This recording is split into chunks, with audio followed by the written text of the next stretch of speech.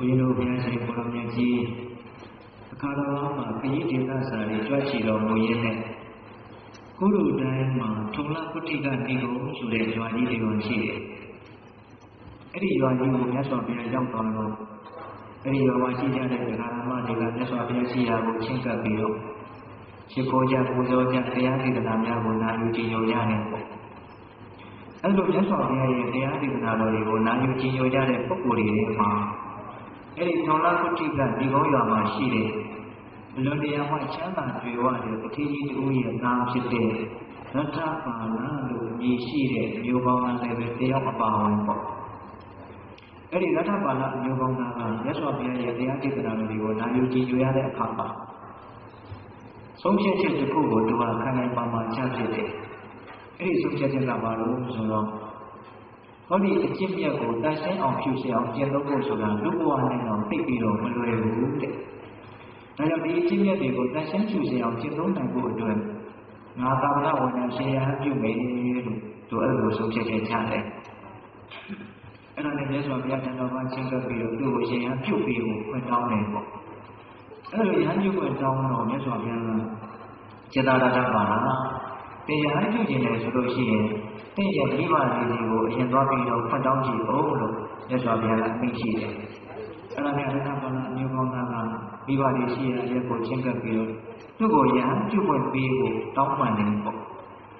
အဲ့လိုရဟန်းပြုခွင့်ပေးဖို့တောင်းပန်တော့မိဘတွေကမလို့ဆိုတော့စေတနာပါလားတဲ့သင်ဟာတို့ရဲ့တကူရီတော်သားဖြစ်တယ်ဒါကြောင့်တဲ့ကိုတို့တေးရနာမလွဲတာလို့ပြောကြတာပါအသက်ရှင်လျက်နဲ့တော့ဘယ်နည်းနဲ့မှဟုတ်ပါမယ်မပေးနိုင်ဘူးဒါကြောင့်တဲ့ကိုရှင်ရန်ပြုတ်ခွင့်ဘယ်လိုနည်းနဲ့မှတို့ခွင့်မပြုတ်နိုင်ဘူးလို့မိဘတွေကတို့ကိုညင်းနေပေါ့အဲ့လိုရန်ပြုတ်ခွင့်မပေးတဲ့အခါမှာရတ္ထပါဠိနီးမျိုးစုံနဲ့တောင်းပန်နေဒါပေမဲ့မရဘူးအဲ့တော့သူကဘာလို့လို့ဆိုတော့မြေကြီးပေါ်ကိုအိတ်တယ်အိတ်ပြီးတော့အစာမစားတော့ဘူးလက်မိဘတွေကမေးလိုက်သူကဘာပြောလို့ရှင်ရဟန်းဖြစ်တော်လည်းကောင်းသို့မဟုတ်တည်ခြင်းကိုတော်လည်းကောင်းဒီနှမျိုးမှာတစ်မျိုးမျိုးကိုသူရနိုင်တယ်လို့သူကဒါမျိုးပြောတယ်ယဟန်ပြုရရင်ပြုရယဟန်မပြုရရင်တော့တည်ပါစေလို့သူကအဲ့လိုဆုံးဖြတ်ချက်ကိုခံနိုင်မှချမ်းသာတာအဲ့လိုသူကယဟန်ပြုခွင့်ရဖို့အတွက်ကြိုးစားအထောက်တော့အမေတန်တန်နဲ့သုံးနဲ့လေးနဲ့မစားဘူးဆိုတော့မိဘတွေကစိုးရိမ်လာတော့ရတ္ထပါဠိရဲ့တကယ်ချင်းတွေကိုမိဘတွေကအကူကြီးတောင်းနေပေါ့အမောင်တို့ရဲ့တကယ်ချင်းကိုဖြောက်ရကြပါဦးနားချကြပါဦးတို့မှဒီကူရီတော်သားလေးကိုဖွက်ခွာပြီးတော့ရှင်ရန်ပြုခွင့်မပေးနိုင်ဘူးတော့တကယ်ချင်းတွေကရတ္ထပါဠိကိုဝိုင်းပြီးတော့နားချကြတယ်ဖြောက်ရကြတယ်ဒါပေမဲ့ရတ္ထပါဠိကသူ့ဆုံးဖြတ်ချက်ကိုမပြင်းဘူးဒီတော့တကယ်ချင်းတွေကဒီကြီးတွေများကိုမပြောလို့ဆိုတော့ဒီကပါရင်လို့တဲ့ရှင်တို့ရဲ့သားကိုရှင်ရဟန်းပြုခွင့်ပေးလိုက်တာကမှရှင်အဖြစ်ရဟန်းဖြစ်နေတဲ့တွေ့ရအောင်ပဲမြင်ရအောင်ပဲနောက်မှရှိရင်တော့သူဟာအစံငတ်ပြီးတော့ပြည်ကြတော့သိမှာပဲဒါကြောင့်သူ့ကိုရှင်ရဟန်းပြုခွင့်ပေးလိုက်ပါလို့မိဘတွေကိုတောင်းပန်ရတဲ့အနေအထားကိုရောက်သွားတယ်အဲ့ဒါနဲ့မိဘတွေဒီသားရဲ့အသက်အန္တရာယ်ကိုစိုးရိမ်ရတဲ့အတွက်ကြောင့်ရှင်ရဟန်းပြုခွင့်မပေးရင်ပေးနေတယ်ပေးရတယ်ပေါ့အဲ့ဒီမှာပဲရတ္ထပါဠိတရားလောက်တော့အာရုံပြီးတော့ရသော်ဘုရားတန်တော်ဝါချင်းကသူ့ကိုရှင်ရဟန်းပြုပြီးကိုဖွင့်တောင်းတယ်အဲ့ဒီတော့မှမြတ်စွာဘုရားကသူ့ကိုရှင်ရဟန်းပြုပြီးတယ်ပေါ့အဲ့ဒါသူရှင်ရဟန်းဖြစ်သွားပြီဆိုတော့မြတ်စွာဘုရားကအဲ့ဒီဒေါလပုတ္တိကဒီဘုံရွာကြီးမှာ15ရက်လောက်တရင်သုံးတယ်တရင်သုံးတော့သစ္စာပါဠိကလည်းအဲ့ဒီမြတ်စွာဘုရားနာမှာပဲတရင်သုံးတယ်ပေါ့နောက်တော့မြတ်စွာဘုရားကကျွတ်တိုက်တဲ့တတ္တဝဝိနည်းရှိရာကိုဥတည်ပြီးတော့ဒီဒေသစာတွေကြွသွားတယ်အဲ့ဒီတော့လည်းသူကတိုက်သွားတယ်ဒီလိုနဲ့ဦးဇင်းတို့ဒီတော်အကြောင်းတော်ကိုရောက်ပြီဆိုတော့မှမြတ်စွာဘုရားထံတော်ကနေကမ္မထတရားများတောင်းပြီးတော့ပြင်းထန်တဲ့လုံလဝရိယရွှေမြဲတဲ့သတိတရားနဲ့ကြိုးစားအားထုတ်လိုက်တာသတ္တပါဠမထေတိရဲ့အနေနဲ့ပြမှာပဲအာသောဘုခံတို့ယန္တာဖြစ်တယ်အဲ့လိုသူယန္တာဖြစ်ပြီဆိုတော့မြတ်စွာဘုရားကိုသူပါလျှောက်တော့မြတ်စွာဘုရားတဲ့ဘုရားကြီးတော်ကို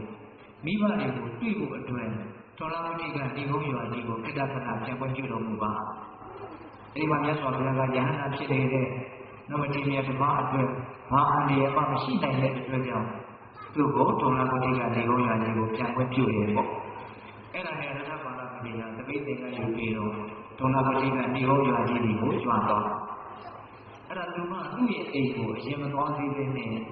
ပထမဘယ်ကိုသွားတော့ဆိုတော့ဘုရားတို့ခုလိုတိုင်းကိုအစိုးရနဲ့ကောရမြမင်းကြီးပိုင်တဲ့မိဂစီလာဥယျာဉ်ဆိုတာကိုကြွသွားတယ်အဲ့ဒီဥယျာဉ်ကြီးတွေကအရေးကောင်းတဲ့တိတ်တိတ်ကြီးတွေအောက်မှာနေတန်းဆင်ပြီးတော့ရတယ်အဲ့ဒီမှာပဲကြီးဆက်ပြီးတော့အဲ့ဒါမနဲ့နင်းပြီးဆိုတော့မှသင်္ကန်းလေးယူပြီးတော့တပိတ်ပိုက်ပြီးတော့သူမိဘတွေရှိရသူတစ်ချိန်လုံးကနေခဲ့တဲ့အိမ်ကြီးတွေကိုကြွသွားတာအဲ့ဒီသူအိမ်ရောက်သွားပြီဆိုတော့အိမ်ကိုအရင်မသွားဘူးသူကတော့အိမ်မောပေါ်မှာပဲလမ်းပေါ်မှာပဲခြေစုံရက်ပြီးတော့တပိတ်ပိုက်ပြီးတော့ဆွမ်းရက်တယ်ပေါ့အဲ့ဒီအချိန်မှာသူ့ရဲ့ဖခင်ဖြစ်တဲ့ထေကြီးကမလုပ်တယ်လို့ဆိုတော့အိမ်ရဲ့အလယ်တကားပေါ်မှာနောက်ကလေးတိုင်းကြီးပေါ်မှာထိုင်ပြီးတော့ဆက်တာတဲ့တယောက်ရဲ့သူ့ရဲ့ဆရင်ကိုပြုပြင်ပေးတာကိုခံယူနေတဲ့အခိုက်ပေါ့အဲ့ဒါတပည့်ကြီးကကလေးတိုင်းပေါ်မှာထိုင်နေတဲ့အိမ်ပေါ်ကိုလှမ်းပြီးတော့ကြည့်လိုက်တော့ယဟန်တစ်ပါးတပိတ်ပိုက်ပြီးတော့ဆွမ်းရက်နေတာကိုတွေ့ရတယ်အဲ့ဒါကိုသူကမှသူမသိအဲ့ဒီတော့ထေကြီးရဲ့တုတ်ကဘာတွေထွက်လာလို့ဆိုတော့ဟောဒီဥပြီးကလုံးယုတ်တွေဟာငါတို့ရဲ့ချစ်လာတော်တူရီတော်သားကိုတို့ရဲ့ရှင်တော်လေးကနေပြီးတော့ဆွဲထုတ်ပါတာသူကမကြည့်ရဘူးအဲ့ဒါနဲ့သူ့ရဲ့တုတ်ကဆင်းကြီးတဲ့အတန်ကြီးထွက်လာအဲ့ဒီတော့ရဏပါဠမတိကစွမ်းကလာလာစွမ်းမရတဲ့အပြင်ဆင်းကြီးတာကိုပဲရတယ်ဆိုတော့အနာပဲအိမ်နာကနေလှည့်ပြီးတော့ပြန်ကြွသွားတယ်အဲ့လိုပြန်ကြွသွားတော့ဦးဇင်းတို့လမ်းမှာယူနေတွေ့တော့ဆိုတော့သူတို့အိမ်ကကျွမ်းမကြီးနဲ့တွေ့တယ်သူတစ်ချိန်လုံးမှခိုင်းခဲ့စေခဲ့တဲ့ကျွမ်းမကြီးပေါ့အဲ့ဒီကျွမ်းမကြီးကခွက်တစ်ခုတည်းကိုမယောမှုအသိုးတွေကိုထည့်ပြီးတော့အမိုက်ပုံမှာဆွတ်ပြစ်မယ်ဆိုပြီးတော့သူကအမိုက်ပုံရှိရမှုသွားနေတာအဲ့ဒါကိုတွေ့တော့ရတ္တပါဠမတိကဒီကမကြီးအဲ့ဒီခွက်တွေကမာရီတို့မယောမှုအသိုးတွေပါမင်းဘာလို့မလို့တော့အမိုက်ပုံပေါ်မှာသွားပြီးတော့ဆွတ်ပြစ်မယ်လို့ပါဗျာလို့ရှောက်တော့ရတ္တပါဠမတိကဒီကမကြီးတဲ့အမိုက်ပုံပေါ်မှာဆွပြစ်မဲ့အတူတူဆိုရင်တော့ငါရဲ့တပိတ်သေးကိုပဲလောက်ပြီးတော့ထည့်လိုက်ပါအဲ့လိုပြောတော့အဲ့ဒီမှာကြီးကအဲ့ဒီမယောမှုအတိုးတွေကိုအတင်းမြတ်ရဲ့တပိတ်သေးကိုလောင်းထည့်တယ်အဲ့လိုလောင်းထည့်လိုက်တော့မှအနိကတွေ့ရမြင်ရတော့မှဟောဒါတို့ရဲ့ချက်သားရထပါဏပါဏလို့သူကသိရတယ်အဲ့ဒါနဲ့အိမ်ကိုမြင်ပြန်သွားပြီးတော့ဈေးမကြီးကိုပြောတာပေါ့အရှင်မဟာသိတော်မူပါတော့ကျွန်တော်မျိုးမတို့ရဲ့ရထပါဏမျိုးကောင်းတာဟောဒီထုံးနာပုတိကနေဘုံရွာကြီးကိုရောက်လာပြီကျုံမနေပြောတာမှမယ်ဆိုလို့ရှိရင်နေဟောမှာကျုံဖြစ်ကနေပြီးတော့လူကြီးချမ်းသာလို့ပြီးပဲဟောတာတော့အဲ့ဒါနဲ့တယောက်သားတထေးကြီးတွေကိုသွားပြီးတော့ပြောကြတယ်ပေါ့ရှင်လေးမင်းသိတော်မူပါတော့ကျွန်တော်မျိုးမတို့ရဲ့ရထပါဏမျိုးကောင်းတာဟောဒီထုံးနာပုတိကနေဘုံရွာကြီးကိုရောက်နေပြီဟာဘယ်မှာတော့ကျုံတွေ့ရတာတော့အဲ့ဒါနဲ့တွေ့ခဲ့တဲ့မြင်ခဲ့တဲ့ကျုံမကြီးကိုရှေ့ကထားပြီးတော့၃ယောက်သားရထပါဏမထေရှိရလို့လိုက်ကြတာရှာကြတာအဲ့လိုတိုင်းတဲ့အခါကျတော့တွေ့ပါတယ်ဘယ်မှာတွေ့လို့ဆိုတော့အိမ်တအိမ်ရဲ့ခြံစည်းရိုးပေးကနေရာတစ်ခုမှထိုင်ပြီးတော့မုတ်အတိုးတွေကိုပုံပြီးတော့ငုံနေတဲ့အရှင်မြတ်ကိုတွေ့ရတယ်အဲ့လိုတွေ့တဲ့အခါကျတော့သတိနဲ့မြတ်ရဲ့စိတ်ထဲမှာအလုံးကိုပဲမချမ်းမသာဖြစ်သွားတာပေါ့အဲ့ဒါနဲ့သတိကြီးကပါတော့ဆိုတော့ဖြစ်မှဖြစ်ရတယ်တဲ့မုတ်အတိုးတွေကိုညာစားမှစားတယ်ပြီဒီလိုဆိုရင်ကိုယ့်အိမ်ရှိပါတဲ့ခင်ဗျကိုယ့်အိမ်ကိုလာပါတော့လားအဲ့လိုပြောတဲ့အခါကျတော့ရထပါဏကမှာပြောလို့တခါကြီးတဲ့တို့ယဟန်နေဆိုတာအိမ်မရှိဘူးနော်အနာဂါရိယအိမ်မရှိကြတဲ့ပုဂ္ဂိုလ်တွေဒါမင်းကြီးပြောခဲ့တဲ့စကားလေးပါဟုတ်လားယဟန်နေဆိုတာဘာလဲတော့အိမ်မရှိကြတဲ့ပုဂ္ဂိုလ်တွေအဲ့ဒီတော့ဖြစ်လာတယ်ဟောဒီတို့ရဲ့အိမ်ဟာသိရဲ့အိမ်ပဲမဟုတ်ပါလားသင်လာတဲ့မှာပေါ့ငါလာခဲ့တယ်တဲ့သင်တို့အိမ်ကဘာမှမရတဲ့အပြင်ဆဲလာဘူးကငါခံခဲ့ရတယ်အဲ့ဒီကြတော့မှထေကြီးကသူ့ဆက်လွတ်လိုက်တဲ့ညာကသူသာမှသိရတယ်ပေါ့အဲ့ဒီတော့ခိုင်ခဏလေးရှိပါသေးတော့ထားပါတော့လားအိမ်ကိုသွားကြရအောင်အဲ့လိုခေါ်တဲ့အခါကျတော့ရထပါဏကတော်ပြီတဲ့ဒီနေ့အတွက်စားတော့ခြင်းကိစ္စပြီးသွားပြီ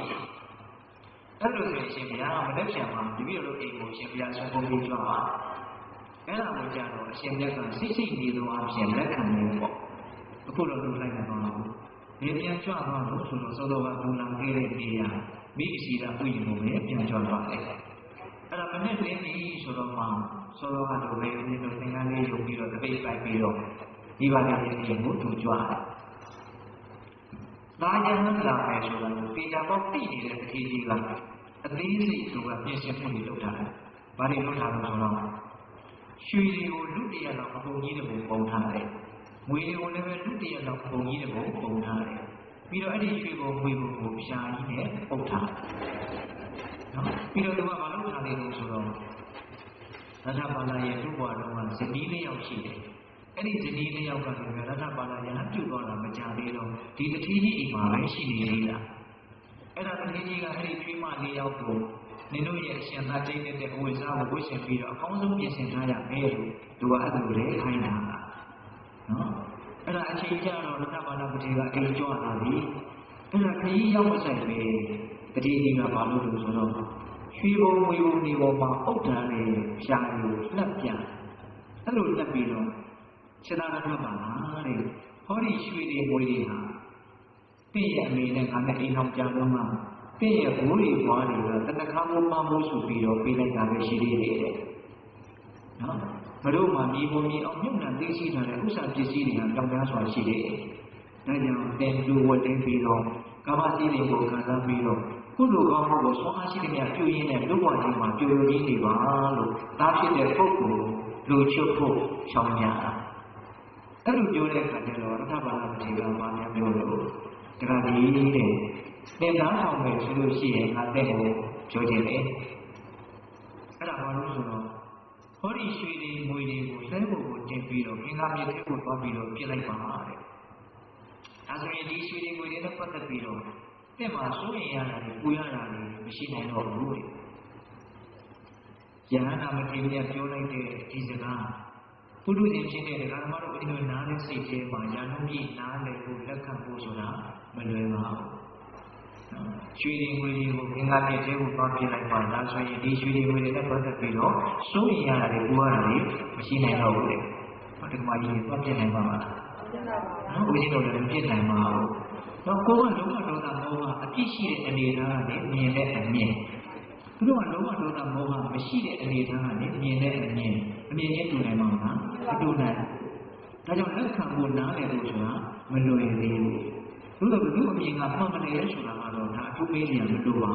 နော်ဒါကြောင့်မင်းလည်းဘောက်တော်လို့ဒီစကားကိုနားမလည်နိုင်သေးတော့လည်းပဲဒါတို့ကြီးလက်ခံနိုင်သေးတော့လည်းပဲစိတ်ထဲမှာမှတ်သားပြီးတော့ထားသိခြင်းနဲ့ယန္နာမထေရမြတ်ပြောခဲ့တဲ့စကားတပေါ်ဆိုပြီးတော့မှတ်သားထားသိခြင်းနဲ့ဒီရွှေတွေငွေတွေကိုလဲဖို့ကိုတင်ပြီးတော့ကင်္ဂါပြည့်သေးကိုပတ်ပြီးတော့ပြစ်လိုက်ပါဒါဆိုရင်ဒီရွှေတွေငွေတွေနဲ့ပတ်သက်ပြီးတော့စိုးရိမ်ရတယ်ပူရတယ်မရှိနိုင်တော့ဘူးဆိုတဲ့စကားအချိန်ဒီမှာအသုံးမကျဘူးလို့ဆိုနိုင်မလားမဆိုနိုင်ဘူးဟုတ်လားသူကအဲ့လိုပြောတဲ့အခါကျတော့တတိယကတော်တော်စိတ်ပြတ်သွားတာပေါ့အဲ့ဒါနဲ့စိတ်ပြတ်ပြီးတော့ကျွေးမလေးယောက်ကိုအချက်ပြလိုက်တော့ကျွေးမလေးယောက်ကအင်္ဂါနေတဲ့ကနေထွက်လာပြီးတော့မတင်ရဲ့ခြေထောက်ကိုဖက်ပြီးတော့ဘာပြောလို့ဆိုတော့အရှင်သာတဲ့အရှင်သာကအခုလိုရဟန်းပြုပြီးတော့မြတ်သောအကျင့်ကိုကျင့်နေတယ်ဆိုတာနတ်သမီးတွေကိုလိုချင်လို့ကျင့်နေတာလို့သူတို့ကြားဖို့ပါတယ်ပေါ့အဲ့ဒီနတ်သမီးတွေကဘယ်လိုသဘောများရှိလဲဘယ်တော့များနှားတယ်လဲအဲ့လိုမေးတဲ့အခါကျတော့ရထဘာလာကပြန်ရှင်းပြန်နှမတို့တဲ့ငါဟာနတ်သမီးတွေကိုဘယ်လိုရှိလို့ဒီလိုမြတ်သောအကျင့်ကိုကျင့်သုံးနေတာမဟုတ်ပါဘူးတဲ့တကယ်စင်စစ်ဘဝဆိုတာဆင်းရဲတရားများတာဖြစ်တယ်ဒုက္ခတရားများတာဖြစ်တယ်ဒါကြောင့်ဒီဆင်းရဲတဲ့ဘဝဒုက္ခတွေကနေပြီးတော့လွတ်မြောက်ဖို့အတွက်ငါမြတ်သောအကျင့်ကိုကျင့်သုံးနေတာလို့သူကရှင်းပြအဲ့ဒီရှင်းပြတဲ့စကားတွေထဲမှာနှမတို့ဆိုတဲ့စကားလေးပါအကိနိနှမတို့အဲ့ဒါကဘုရားတို့တန်ရောရှင်အမြင်တမ်းကိုဖြတ်တောက်ထားလိုက်တယ်ဆိုတဲ့အသေးမျိုးကိုလည်းသိရောက်စေတယ်ပေါ့အဲ့ဒီနှမတို့ဆိုတဲ့စကားကိုပဲမခံစားနိုင်တဲ့အတွက်ကြောင့်လေအဲ့ဒီဇနီးလေးယောက်တို့ဒီမထေရရဲ့ခြေရင်းမှာမိမောတူပြီးတော့လဲချသွားကြတယ်တဲ့နော်ခြေရင်းမှာလဲပြီးတော့ပြီးသွားတယ်ဒီလိုလေးပြောတာနဲ့မိတယ်ဆိုတာကတော့နည်းနည်းများပို့နေသလားမသိဘူးလို့ဒါကဘုရားစဉ်းစားကြည့်တယ်ပေါ့လေဟုတ်လားစာထဲမှာတော့အဲ့လိုမျိုးမတန်းတင်ထားတယ်ပေါ့အဲ့ဒီတော့မထေရကရှေ့မှာလည်းရွှေဘုံကြီးကတကူငွေဘုံကြီးကတကူအမျိုးသမီးလေးယောက်ကလည်းဒီနားမှာလဲနေကြတယ်အဲ့ဒီတော့တထေးကြီးကိုပါပြောလို့ဆိုတော့ဒီကကြီးတဲ့ငါ့ကိုဆုံးကပ်မှဖြစ်ရင်ကပ်ပါဥစ္စာမိန်းမနှစ်ထွေပြပြီးတော့ငါ့ကိုမနှိမ့်ဆက်မှနဲ့တဲ့အဲ့လိုပြောတော့မှတေးကြီးကသူ့သားကိုဆုံးကပ်တယ်ပြီးတော့ဆုံးဖုံးပြီးပြီးဆိုတော့အရှင်မြတ်ကအဲ့ဒီနားတဲ့သင်္ကန်းရုံရဲ့ တပိတ်လိုက်ပြီးတော့မတ်တရရဲ့နေနေသူ့ရဲ့မိသားစုဖြစ်တဲ့သူ့ရဲ့အတိုင်းဝိုင်းကိုတရားစကားကိုဂါထာလေးတွေဖွဲ့ပြီးတော့ရွတ်ဆိုပြီးတော့ပြောပြတယ်။မတရားစကားဆိုတာခန္ဓာရဲ့အကြောင်းဘဝရဲ့အကြောင်းလောကရဲ့အကြောင်းအမှန်တိုင်းပြောထားတဲ့စကားရများလို့ပြောမယ်ဆိုရင်ပြောလို့မရဘူးလား။အဲ့ဒါကဘာတော်တော်များများရွတ်ဆိုပြီးတော့ပြောတာအဲ့ဒီတည်းကအမြင်လို့ပထမဆုံးပါတာလေးကိုတော့ထက်တော့အသေးသေးလေးကပြောနေတယ်မှတ်သားစရာကောင်းလို့ပါနော်ဘာပြောလို့ဆိုတော့ပတ္တစိတကတံမေမာအရုကာယသပုတ္တိယအာတုရံဘဟုသင်္ကပ္ပံယတမတ္ထိဒုဝတိတိစိတ်တကတံအစမ်းတည်းပြုလို့ရထားသောမေမာအယုတ်နဲ့တူတော်တဲ့အစမ်းတည်းလှုပ်ထားတဲ့အယုတ်ကြီးတယုတ်နဲ့တူတော်တဲ့ဘာကိုပြောတာလဲဒီခန္ဓာလေးကိုပြောတာ။နောက်ယုတ်ခန္ဓာပဲဖြစ်ဖြစ်အစမ်းတည်းလှုပ်ထားတဲ့အယုတ်တယုတ်နဲ့တူတယ်တဲ့။ဟုတ်ကဲ့စိတ်ယုတ်ကြီးတွေလည်းအလုံးတူတယ်ပေါ့။ဟုတ်လားစိတ်ယုတ်ထဲမှာတော့ခန္ဓာလက်တဲ့ပတ်သက်တဲ့စိတ်ဆုံးတဲ့ပြည့်တဲ့နန္တတွေတော့မပါဘူးပေါ့။ဒါကတော့ဒီနေ့ရဲ့ခန္ဓာထဲမှာတော့နန္တကဖြစ်နေတယ်ပေါ့။ဟုတ်လား။သို့တော့အယုတ်ကြီးတယုတ်မှာအတ္တဝိညာဉ်အသက်လိပ်ညာဆိုတာမရှိဘူးလို့သူတို့ငါတို့ဆိုတာမရှိတယ်လို့ဒီခန္ဓာကိုယ်ထဲမှာလည်းပဲအတ္တဝိညာဉ်လိပ်ညာသူတို့ငါတို့ဆိုတာမရှိဘူး။ဒါကြောင့်ပါလေဆန္ဒကျေရလောက်ထားတဲ့အယုတ်ကြီးတယုတ်နဲ့တူတဲ့အာတုရံအမြဲတမ်းမသက်မသာနာကျင်နေတဲ့သဘောရှိတယ်။ခန္ဓာကိုယ်ဆိုတာအမြဲတမ်းနာနေတဲ့သဘောရှိတယ်။မသက်သာတဲ့သဘောရှိတယ်။အခါရဖြစ်တဲ့သဘောရှိတယ်။ဒါကလည်းပဲ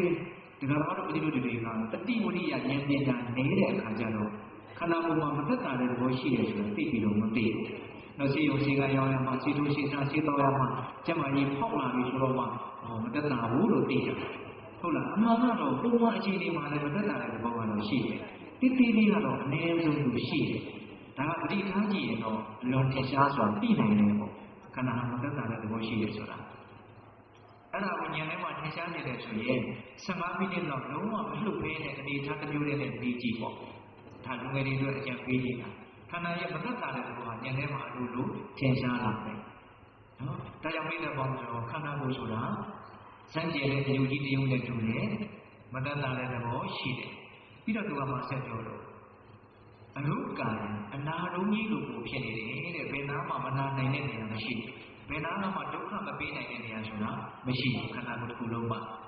နော်ပြီးတော့သူကမှပြောလို့ဘဟုသင်္ကပ္ပံဒီခန္ဓာကိုယ်ဆိုတာများစွာကြံစီအပ်တဲ့သဘောလေးရှိတယ်စဉ်းစားနေရလေးတွေပြောတာပါဒါကတော့ဒီရဲ့ခန္ဓာများကြီးကြံစီကြတာမရှိဘူးလားဥပခန္ဓာကိုယ်နဲ့ပတ်သက်ပြီးတော့ကြံစီတာရှိလို့သူများခန္ဓာကိုယ်နဲ့ပတ်သက်ပြီးတော့ကြံစီတာမရှိဘူးလားရှိတယ်ဒီခန္ဓာကိုယ်ကတော့လှတယ်ဒီခန္ဓာကိုယ်ကတော့မလှဘူးဒီခန္ဓာကိုယ်ကတော့ငယ်သေးတယ်ဒီခန္ဓာကိုယ်ကတော့ကြီးသွားပြီအစရှိတဲ့ဖြင့်အမျိုးမစိုးနိုင်တော့အောင်ကိုယ်ကြံစီနေတာမရှိဘူးလားရှိတယ်အယုတ်ကြီးတယုတ်နဲ့တူတဲ့နေကနာချင်းနေတဲ့အနာရုံကြီးလိုကိုဖြစ်နေတဲ့များစွာကြံစီအပ်တဲ့သဘောရှိတယ်ဒီယုတ်စုနာစုလို့ဆိုတဲ့ဒီခန္ဓာကိုယ်ကြီးကိုတဲ့ပတ္တမှန်မှန်ကန်ကန်သိအောင်မြင်အောင်ကြည့်ပါတဲ့အဲ့လိုမှန်မှန်ကန်ကန်သိအောင်မြင်အောင်ကြည့်မယ်ဆိုရင်ဘာလို့သိနိုင်လို့အဖြေမှန်ကဘာရနိုင်လို့ယတ္တနတ္ထိဒုဝတိတိဒီခန္ဓာမှာတီးနေတာမြဲနေတာဆိုလို့ဘာမှမရှိတာမသိနိုင်တဲ့မြင်နိုင်တယ်ခန္ဓာရဲ့သဘောကိုအမှန်တိုင်းသိအောင်ကြိုးစားမယ်ဆိုရင်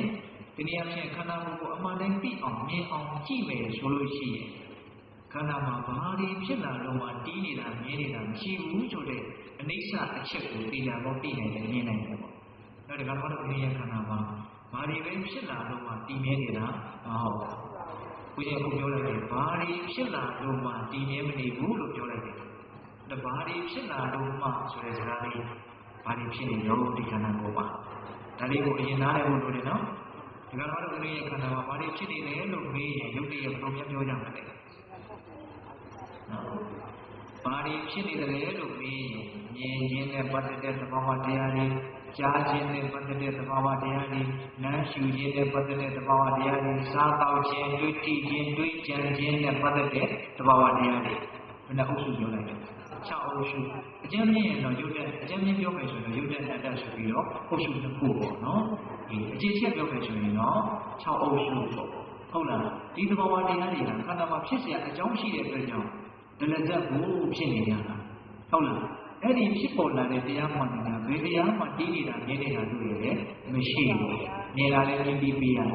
နောက်တစ်ထပ်ပြီးတော့မြင်လာတော့ရှိမယ်ပေါ့ အဲ့ဒါလည်းဒီရင်းနေတာမဟုတ်အလုံးထင်ရှားတာတော့ဘုရင်တို့ဟောဒီကြားလေဆိုတဲ့ကိစ္စဒါလူတွေနဲ့ရည်ရွယ်ပြီးတော့စဉ်းစားဖို့ပြောတာပါဘုရင်ကဟုတ်လားမတည်မြဲဘူးဆိုတာလည်းပတ်သက်ပြီးဟောဒီကြားတဲ့ကိစ္စကိုနည်းနည်းတော့စဉ်းစားနေခြင်းတယ်ခုနကဘုရင်တို့အနိစ္စလက္ခဏာကိုဘာဝနာမရခြင်းနဲ့သိဖို့ဆိုပြီးတော့ပြောနေတဲ့အပိုင်းမဟုတ်စေတမရခြင်းနဲ့ကြံစည်စဉ်းစားပြီးတော့မှန်မှန်ကန်ကန်သိဖို့အပိုင်းကိုအရင်ပြောနေတာဘာဝနာမရခြင်းနဲ့သိဖို့ဆိုတာကတော့တတိပဋ္ဌာန်ဒေသနာနည်းနဲ့အရင်ကြိုးစားအထောက်ပံ့ရနိုင်ပါဟုတ်လားအခုပြောနေတာပါတော့မှန်မှန်ကန်ကန်စဉ်းစားပြီးတော့သိတဲ့ဉာဏ်စေတမရခြင်းခန္ဓာမှာဘာဖြစ်နေလို့မှတည်ငြိမ်မနေဘူးဆိုတဲ့အချက်ကိုသဘောပေါက်ဖို့မလိုဘူးလားလို့လေတော့ကြားတဲ့ကိစ္စတတိချာစဉ်းစားကြည့်တော့ဒီကရေလုံးမှာကြားနေတာကိုခုရှိသေးလားမရှိတော့ဘူးအခုလည်းကြားရတဲ့ပြီးလိုက်နေတာပဲကုန်လိုက်နေတာပဲလေဟုတ်တယ်မဟုတ်လားဒါကြောင့်ပြီးတဲ့ဘောကလောလို့အဲ့လိုပဲနန်းရှူတဲ့စားတော့တဲ့တွေးထီတဲ့တွေးကြံတဲ့ဘာတွေပဲဖြစ်လာလို့မှဒီခန္ဓာမှာတီးနေတာမြင်နေတာမရှိဘူးအဲ့ဒါကိုမထေရကပြောတာတော့အယုတ်တယုတ်တဲ့သူတွေအမြဲတမ်းနာကျင်နေတဲ့သဘောရှိတယ်အနာလုံးကြီးလိုမျိုးဖြစ်နေတယ်များစွာကြံစီအပ်တဲ့သဘောရှိတယ်ဒီရုပ်အစုနာအစုလို့ဆိုတဲ့ဒီခန္ဓာကိုယ်ကြီးကိုအမှန်နဲ့သိအောင်ကြည့်အောင်ကြည့်ပါကြည့်မယ်ဆိုလို့ရှိရင်ယတ္တနတ္တိဒုဝတိတိဒီခန္ဓာမှာတီးနေတာမြင်နေတာဘာမှမရှိဘူးတဲ့ဒါပြောဒီဘာသာတာနော်ဒုတိယကထာကျတော့သူကဘာပြောလို့နောက်ပါဠိလေးတော့အရင်လိုအချင်းချုပ်ပဲပြောပါမယ်ဒါကဒီတဲ့ပရမညာနှလုံးသွင်းဖြင့်တန်းစာဆင်အပ်တော့အယုံကိုအရေးပုံ၍ထားတော့ဒီခန္ဓာကိုယ်ဒီအဝတ်အစားနဲ့တကွဖြစ်မှလာတယ်တင့်နေတာပါတဲ့သူပြောလို့လေရိုးရိုးလေးနော်ပရမညာနှလုံးသွင်းဖြင့်တန်းစာဆင်အပ်တော့အယုံကိုအရေးပုံ၍ထားတော့ခန္ဓာခန္ဓာကိုယ်ကိုသူတင်းပုံလေးကတမျိုးပဲတော့အယုံကိုအရေးပုံ၍ထားတော့ခန္ဓာတကယ်တော့အချင်းချုပ်ပြောလိုက်လို့ပါဒီခန္ဓာကိုယ်ကြီးကအယုံနဲ့အရေးရှိတာတော့လည်းမဟုတ်ပါဘူးနော်ဒါပေမဲ့အယုံကိုအမားနေရာမှာထားပြီးတော့အသားအသွေးနဲ့လိမ့်ကျက်ပြီးတော့အကျိုးတွေနဲ့ဖွက်ချက်ပြီးတော့အရေးလူအရေးပါနဲ့အုပ်ပြီးတော့တိဆောက်ထားတာတော့မသိကြဘူးလားနောက်တော့အဒီမြတ်ကအယုံကိုအရေးဖုံးရထားတော့လို့ခန္ဓာကိုယ်ရဲ့သဘာဝကိုအတူပုံဖော်ပြတယ်ပေါ့ဟုတ်လားအဲ့တော့ဦးဇင်းတို့အကျဉ်းတုံးကနားနေနေတယ်ဆိုရင်တော့သုံးသက်တဲ့ဥဒ္ဒနာကိုနားနေရမှာပေါ့နော်အဋ္ဌိနံနဂရံကတံဘာသာလောဟိတတိပတ္တအယုံကိုအမှားနေရာမှာထားပြီးတော့အသားသွေးနဲ့လိမ့်ကျက်ပြီးတော့အရေးလူရေးပါနဲ့အုပ်ပြီးတော့တိဆောက်ထားတဲ့ဒီခန္ဓာဒီဟူသောခန္ဓာခန္ဓာတဲ့အိမ်တွေကိုတွဲပြီးတော့လုံးထားတယ်ရှိဘူးလားရှိတယ်ပဂတိအိမ်ထဲမှာလူတွေဝင်ပြီးတော့နေမယ်ဝင်ထွက်သွားလာမယ်သိစီရရှိတဲ့ပစ္စည်းပစ္စည်းတွေသိစီထားမယ်ထည့်ထားမယ်ဟုတ်လားအဲ့လိုပဲဒီခန္ဓာအိမ်ကြီးထဲမှာနေပြီးမှနေထည့်ထားတော့နှလုံးရှိမယ်အဆုပ်ရှိမယ်အသေးရှိမယ်ဥသေးဥမအစာသေးအစာအောင်ကြောက်ကရှိတယ်ထည့်ထားတယ်မရှိဘူးလားရှိတယ်ဒါတော့အရင်တို့သုံးသက်တဲ့ဘုဒ္ဓကအမြင်နဲ့ပြောတာမဟုတ်ဟုတ်လားမြတ်စွာဘုရားကတော့ယတ္ထသရာစမေစုစမာနောမေခောစဟောယူတော်ဒီခန္ဓာအိမ်ကြီးထဲမှာကိုခြင်းတွေသေခြင်းတွေမာမာနတွေသူကြီးသူကိုချစ်ပြခြင်းဆိုတဲ့တရားတွေဒါတွေပဲထည့်ထားတာလို့မြတ်စွာဘုရားပြောပါတယ်ဟုတ်လားဒီမှာတော့အရှင်မြတ်ကဘယ်လိုပြောတာလဲပရမညာနှလုံးသွင်းဖြင့်တန်းတာဆင်အပ်သောအယုံကိုအရေးဖုံး၍ထားသောဤခန္ဓာကိုယ်ဒီအဝတ်အစားနဲ့တကွဖြစ်မှသာနဲ့တင့်နေတာပါသူကြီးတင့်နေတဲ့သဘောရှိဘူးပေါ့နောက်တစ်ခုကဆက်ပြောတော့ဆံပင်ကိုအမျိုးမျိုးပြည့်ပြည့်၍ထားအပ်သောမျက်လုံးကိုအယောင်အမျိုးမျိုးခြေ၍ထားအပ်သောဤခန္ဓာကိုယ်ဒီလူမိုက်တို့ကိုယ်သာနဲ့တွေ့ဝေစီလိမ့်မယ်ပါရပဝေတိနောနိဗ္ဗာန်ဒီဟူသောတစ်ဖက်ကကိုရှာမိကြတဲ့ပုဂ္ဂိုလ်တွေကိုတော့တွေ့ဝေစီမှာမဟုတ်ဘူးတဲ့ပဋိညာကသူ့ကိုယ်သူရည်ညွှန်းပြီးတော့ပြောတာပါသူကတကယ်တော့နိဗ္ဗာန်ဒီဟူသောတစ်ဖက်ကကိုရှာမိတဲ့အရှင်နဲ့မကပါဘူးနိဗ္ဗာန်ဒီဟူသောတစ်ဖက်ကကိုတောင်းရောက်သွားတဲ့အရှင်ကိုကုမြောက်သွားတယ်ပေါ့ဟုတ်လားအဲ့တော့ဒီခန္ဓာကိုယ်ကြီးကိုလည်းသူကတမျိုးပုံပေါ်ပြန်တယ်နော်ဆယ်ရင်ကိုအမျိုးမျိုးပြုပြင်၍ထားတော့တယ်ရှင်းမျိုးသောဒီလိုဖြင့်ထုံးဖွဲ့၍ထားတော့ဇာထဲမှာသူတို့ပဋိကြအောင်ပြောတယ်နော်မျက်လုံးကိုအယောင်မျိုးမျိုးခြေ၍ထားတော့တယ်လူငယ်တော့တစ်ပေါင်း1500လောကပြောခဲ့တဲ့စကားအခုလည်းပြည်လူတွေအဲ့ဒီတိုင်းပဲပေါ့လားနော်ဆယ်ရင်ကိုအမျိုးမျိုးနော်ကြမ်းမှပြီးတော့လုပ်နေကြတာပဲနော်အခုငါတို့ကဆယ်ရင်ကိုပုံစံမျိုးမျိုးလုပ်တာကအမျိုးသမီးတွေမှလို့ထင်ရမှာပေါ့နော်ခုတော့အမျိုးသားတွေကပုံပြန်တောင်ဆိုးနေတာမသိဘူးနော်အယောင်မျိုးစုံပုံစံမျိုးစုံထူးထူးဆန်းဆန်းပါပဲလုပ်ထားလိုက်ကြတာဟုတ်လားလုပ်ရအောင်တော့လုပ်ကြည့်ကြတာပေါ့ပြီးတော့ဘာမှတော့ထူးလာတာမဟုတ်ပါဟုတ်လားအေးဒါကြောင့်ဆံပင်ကိုမျိုးမျိုးပြုပြင်ရထားတော့မျက်လုံးကိုအယောင်မျိုးမျိုးခြေရထားတော့ နောက်မျိုးသားတွေကမျက်လုံးတော်ရောင်မျိုးချေတာတော့မတွေ့ရသေးဘူးတော်လေးတွေပြောရအောင်နော်ဒီခန္ဓာကိုယ်ကြီးကဘာလဲတော့ဒုမိုက်တို့ကိုယ်သာနဲ့တူပြီးစီလိမ့်မယ်နိဗ္ဗာန်တည်းသောတစ်ခါကကိုရှားမိတဲ့ပုဂ္ဂိုလ်တွေကိုတော့တူပြီးစီမှာမဟုတ်ဘူးလို့သူကဒါလေးပြောတယ်ပြီးတော့ဒီကုန်းချုပ်သူကဘာပြောလို့ဆိုတော့တခါကြီးတဲ့သားမုတ်ဆိုးဟာပိုက်ကုံကိုထောင်ထားတယ်ဒါပေမဲ့သားကောင်ကအစာလိုပဲစားပြီးတော့ပိုက်ကုံကိုမထိပဲနဲ့မညီပဲနဲ့လိုရာခရီးကိုပြန်သွားပြီဆိုပြီးတော့ဒီခေါင်မိုးကိုဖောက်ပြီးတော့ဇာပင်နဲ့ကောင်းကင်ကနေကျင်ကြပါဒါကသူ့အဖေနဲ့သူ့ရဲ့အနေအထားကိုပေါ်ညွှန်းပြတာသားမုတ်ဆိုးကပိုက်ကုံကိုထောင်ထားတယ်ဒါပေမဲ့သားကောင်ကအစာလိုပဲစားပြီးတော့ပိုက်ကုံကိုမထိပဲနဲ့မညီပဲနဲ့လိုရာရက်ကိုပြန်သွားပြီကောင်းကင်ကနေဇာနဲ့ကြွသွားဘာဖြစ်လို့တကားပေါက်ဖွင့်ပြီးတော့ဒီလားလျှောက်ဆင်းသွားတာလို့အဲ့ဒီတကားပေါက်တိုင်းမှာအသက်အုပ်ကျွမ်းကျင်တဲ့အာပေါင်းမောင်းတန်လက်ဝိတ်လက်ပန်းတွေချထားတာကကြီးကသူ့ရဲ့သားကိုဘလူနည်းနဲ့လူချွတ်လို့မရရင်အကျန်းနည်းနဲ့လူချွတ်မယ်ဆိုပြီးတော့သူကအဲ့လိုစီမံထားတာဒါကိုသိလို့ပတိမြတ်ကကောင်းကင်ကနေကျန်သွားတာအဲ့ဒါဘယ်ရောက်သွားတော့ဆိုတော့ဘုရင်တို့စောစောကဒုလာခဲ့တဲ့မိရှိရာဥယျာဉ်တွေကိုပဲပြန်ကြွသွားတယ်ခိုးရောက်တော့အဲ့ဒီသခင်ကြီးအောင်မှာပဲသူတည်သုံးနေတယ်ပေါ့အဲ့ဒီလိုသတင်းသုံးနေနေတော့မှဘယ်သူရောက်လာလို့ဆိုတော့ကောရိဗျမင်းကြီးရဲ့မိဂဝါလို့အမည်ရတဲ့ဥယျာဉ်ဘူကရောက်လာတယ်။ဘာလို့ရောက်လာလို့ဆိုတော့မင်းကြီးကဒီနေ့တို့ဥယျာဉ်တွေကိုဖတ်ပြပြီးထွက်မယ်ဒါကြောင့်မင်းသွားပြီးတော့ဥယျာဉ်ကိုရှင်းလင်းလုပ်တင်ကြီးလို့ခိုင်းလိုက်လို့သူကရောက်လာတာ။အဲ့ဒါဥယျာဉ်တွေရောက်တော့မဒီမြတ်ကမတဲ့သုံးနေတာကိုသိခင်ကြီးတွေအောက်မှာသူတွေ့ရတယ်။တွေ့ရတော့မြင်မြန်ဆန်ဆန်နဲ့နန်းတော်ကိုပြန်သွားတယ်။ပြန်သွားပြီးတော့မင်းကြီးကိုသူကဘယ်လိုတော်ဦးတင်တော့ဆိုတော့အရှင်မင်းကြီးတဲ့ပြည်တော်မှာတော့အရှင်မင်းကြီးတို့အမြဲတမ်းတောင့်တပြောဆိုနေတဲ့ရထပါဠအမျိုးကောင်းသားဟာမိရှိလာဥယျာဉ်ထဲမှာရောက်နေပြီ။ကောရိယမင်းကြီးကရထပါဠကိုအလွန်မှလေးစားတဲ့တမှုထားတယ်။ဘာဖြစ်လို့လဲဆိုတော့ငယ်ငယ်ရွယ်ရွယ်နဲ့ချမ်းသာကြွယ်ဝတဲ့ပုဂ္ဂိုလ်တယောက်လူ့ဘာဝပါရှောင်ပြီးတော့မြတ်သောအကျင့်ကိုကျင့်သွားတာစိတ်ထဲမှာမလေးစားပဲဘူးသူကမနေနိုင်ဘူး။ဟုတ်လား။ဒါကြောင့်သူကစကားဆက်ပြီးတော့အဲ့ဒီရထပါဠဆိုတဲ့မျိုးကောင်းသားလေးဘယ်ဒီနဲ့ရောက်နေလဲမသိဘူးပြောလို့ရှိတယ်ပေါ့ဒါကိုသိလို့ဒီကောင်ကဥယျာဉ်ကမင်းကြီးကိုအကြောင်းကြားတာအဲ့လိုအကြောင်းကြားတဲ့အခါကျတော့မင်းကြီးကတိုင်းအဲ့လိုဆိုရင်တို့ဒီကနေ့ဥယျာဉ်တွေကိုအပပြည့်ပြီးမထွက်တော့ဘူးအဲ့ဒီရထပါဠမထေရမြတ်ကိုပဲတို့သွားပြီးတော့ပြုမြော်ကြမယ်ဆိုပြီးတော့အဲ့ဒီဥယျာဉ်ကိုလည်းအချမ်းရံလေးနဲ့ယထာစီပြီးတော့အဲ့ဒီရထပါဠမထေရရှိရကိုသွားကြတယ်ကိုရောက်တော့ယထာဘောကဆင်းပြီးတော့တင်းတင်းကျပ်ဝက်တဲ့နေရာမှာထိုင်ပြီးတော့အနေငယ်ပြထုဆက်စကားပြောပြီးတော့မင်းကမထေရမြတ်ကိုသူတွေးတဲ့အတွေးတွေကိုအခြေခံပြီးတော့သူစကားတစ်ခုလျှောက်တယ်သူလျှောက်တဲ့စကားကလည်းစဉ်းစားတယ်ကောင်းပါပါတယ်ဘာလျှောက်တယ်ဆိုတော့ရှင်ဗျာတဲ့ဟိုဒီလောကကြီးမှာယဟန်ပြုကြတာနဲ့ပတ်သက်ပြီးတော့တချို့ဆရာပါဠိဆိုတဲ့အရွယ်ပြည့်စည်လို့ယဟန်ပြုကြတာလည်းရှိတယ်တဲ့အရွယ်ပြည့်စည်လို့ယဟန်ပြုတယ်ဆိုတာနော်တို့နေငယ်ရွယ်တဲ့အရွယ်တွေပုံသွားလို့အသက်ကြီးသွားလို့ဒါကိုပြောတာပါနော်အသက်ကြီးပြီကွာမထူပါဘူးတို့ရဟန်းပဲဝတ်လိုက်တော့ပြီဆိုတာမျိုးပေါ့ဟုတ်လားတချို့ကြတော့လေဗျာတိပါဠိဆိုရင်ကျမ်းမာရေးဖောက်ပြန်လို့ကျမ်းမာရေးမကောင်းလို့ရဟန်းပြုကြတယ်လည်းရှိတယ်တချို့ကြတော့လည်းဘောဂပါဠိဆိုရင်စီးပွားရေးပြည့်စည်လို့စီးပွားရေးအခြေအနေမကောင်းလို့စိတ်နဲ့ကြပြီးရဟန်းပြုတာလည်းရှိတယ်တချို့ကြတော့လည်းညာတိပါဠိဆိုရင်ရွှေမျိုးတွေမိသားစုတွေပြည့်စည်ဆုံးမသွားလို့ရဟန်းပြုသွားတာလည်းရှိတယ်လေးလို့သူပြောတယ်နော်စရာပါဠိဆိုရင်အရွယ်ပစ္စည်းလို့ဗျာတိပါဠိဆိုရင်ကျမ်းမာရေးပစ္စည်းလို့ဘောဂပါဠိဆိုရင်စီပွားရေးပစ္စည်းလို့ဗျာတိပါဠိဆိုရင်ရွှေမျိုးမိသားစုဝင်တွေပစ္စည်းလို့ရဟန်းပြုကြတာရှိတယ်ခုရှင်ဘုရားကိုကြည့်ရတာအရွယ်ပစ္စည်းလို့ရဟန်းပြုတယ်လို့ပြောရမှာလည်းအရွယ်ကနှုတ်နှုတ်နေနေနောက်ငယ်ရွယ်တဲ့မင်းလက်တဲ့ဆံရှိတဲ့အရွယ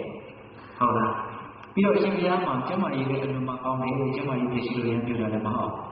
ပြီးတော့ရှင်ဘုရားမှာစီးပွားရေးနဲ့အလုံးတောင်းတဲ့ရွှေမျိုးအတိုင်းဝန်းနဲ့အလုံးမခိုင်ပါတယ်ဒါတွေလို့သိတယ်အဲ့ဒါလိုအသက်ကပြည်စုံပုံလုံးကျွေးဝတဲ့လူတယောက်အရှင်ပြည်တဲ့လူတယောက်ဘာပြုလို့မြန်နော်ယဟန်ပြုပြီးတော့တယောက်ချင်းပြီးတော့အများနဲ့တူတဲ့ဝိပုံစားဖို့ဒီဝန်ထိုင်ဖို့ပေါင်းလာဖို့နဲ့ဒီလိုပြန်တော့အကျင့်ကိုကျင့်သုံးသွားရတာတော့ဘာကြောင့်ရှင်ဘုရားယဟန်ပြုတာတော့မေးတယ်ဒါတော့မေးမယ်ဆိုရင်လည်းအလုံးလေးနေပါလူတယောက်အခါကပြည်စုံနေပါတဲ့တူတယ်ဘာဖြစ်လို့လူလောကကြီးကတော့မနေချင်တာတော့ဟုတ်လားဘာဖြစ်လို့အများနဲ့တူတဲ့နေပုံနေကြီးနဲ့နော်အများနဲ့တူတဲ့ကျင့်သုံးပုံကျင့်သုံးနည်းနဲ့ကျင့်သုံးချင်ရတယ်လို့နေရတာလို့မိမယ်ဆိုရင်ဒီကမရှိဘူးလား ရှိတယ်နော်အဲ့လိုမေးတဲ့အခါကျတော့မထေရကမေးတဲ့ငါဘာပြုလို့ယဟန်ပြုခဲ့ရတာလို့ဆိုလို့ရှိတယ်နော်အဓိကပြောလို့ရင်တရားဥပမာဆောင်မှာနော်ငါဘာပြုလို့ယဟန်ပြုခဲ့ရတာလို့ဆိုလို့ရှိတယ်သိတော်မူမြင်တော်မူတဲ့မြတ်စွာဘုရားရှင်ကိုတော်မြတ်ကြီးညွှန်ကြားထားတဲ့ဓမ္မုဒေသတရားအကျဉ်း၄မျိုးဆိုတာရှိတယ်တဲ့အဲ့ဒီတရားအကျဉ်း၄မျိုးကိုငါသိရလို့မြင်ရလို့ကြားရလို့ငါသာသနာ့ဘောင်ဝင်ပြီးတော့ယဟန်ပြုခဲ့တာအခိခောမဟာရဇတိနဘဂဝတ္တသာနာတပတ္တတာအရဟတသမ္မာသမ္ဗုဒ္ဓေနသတ္တရောဓမ္မုဒေနာဥဒိတာမဟာရဇမြတ်တော်မြတ်ကြီးဇာနာတသိတော်မူသောပတ္တတာမြင်တော်မူသောအရဟတကိလေသာသတိမြင်တော်မူသောသမ္မာသမ္ဗုဒ္ဓေနတရားလုံးစုံကိုကိုယ်တော်နဲ့မထောက်မပြန်မမကံကံသိတော်မူသောတေနဘဂဝတာဒုဗေယရှင်ကိုယ်တော်မြတ်ကြီးသည်ဗုဒ္ဓခံညွှန်ပြ၍သာအပ်သောသတ္တရောဒီမျိုးကုန်သောဓမ္မုဒေသတရားချင်းတို့သည်အတ္တိတန်တိရှိပါကုန်၏မိတဲ့တိတော်မူတဲ့မြင်တော်မူတဲ့ကိလေသာသတိငြိမ်းတော်မူတဲ့တရားလုံးစုံကိုကိုယ်တော်ရင်ထွတ်ထွတ်ပြီးတော့မမကံကသိတော်မူတဲ့အဲ့ဒီကိုအကြီးအသေးရှိတဲ့မြတ်စွာဘုရားရှင်ကိုယ်တော်မြတ်ကြီးကညွှန်ပြထားတဲ့တရားအချင်း၄မျိုးဆိုတာလောကကြီးမှာရှိတယ်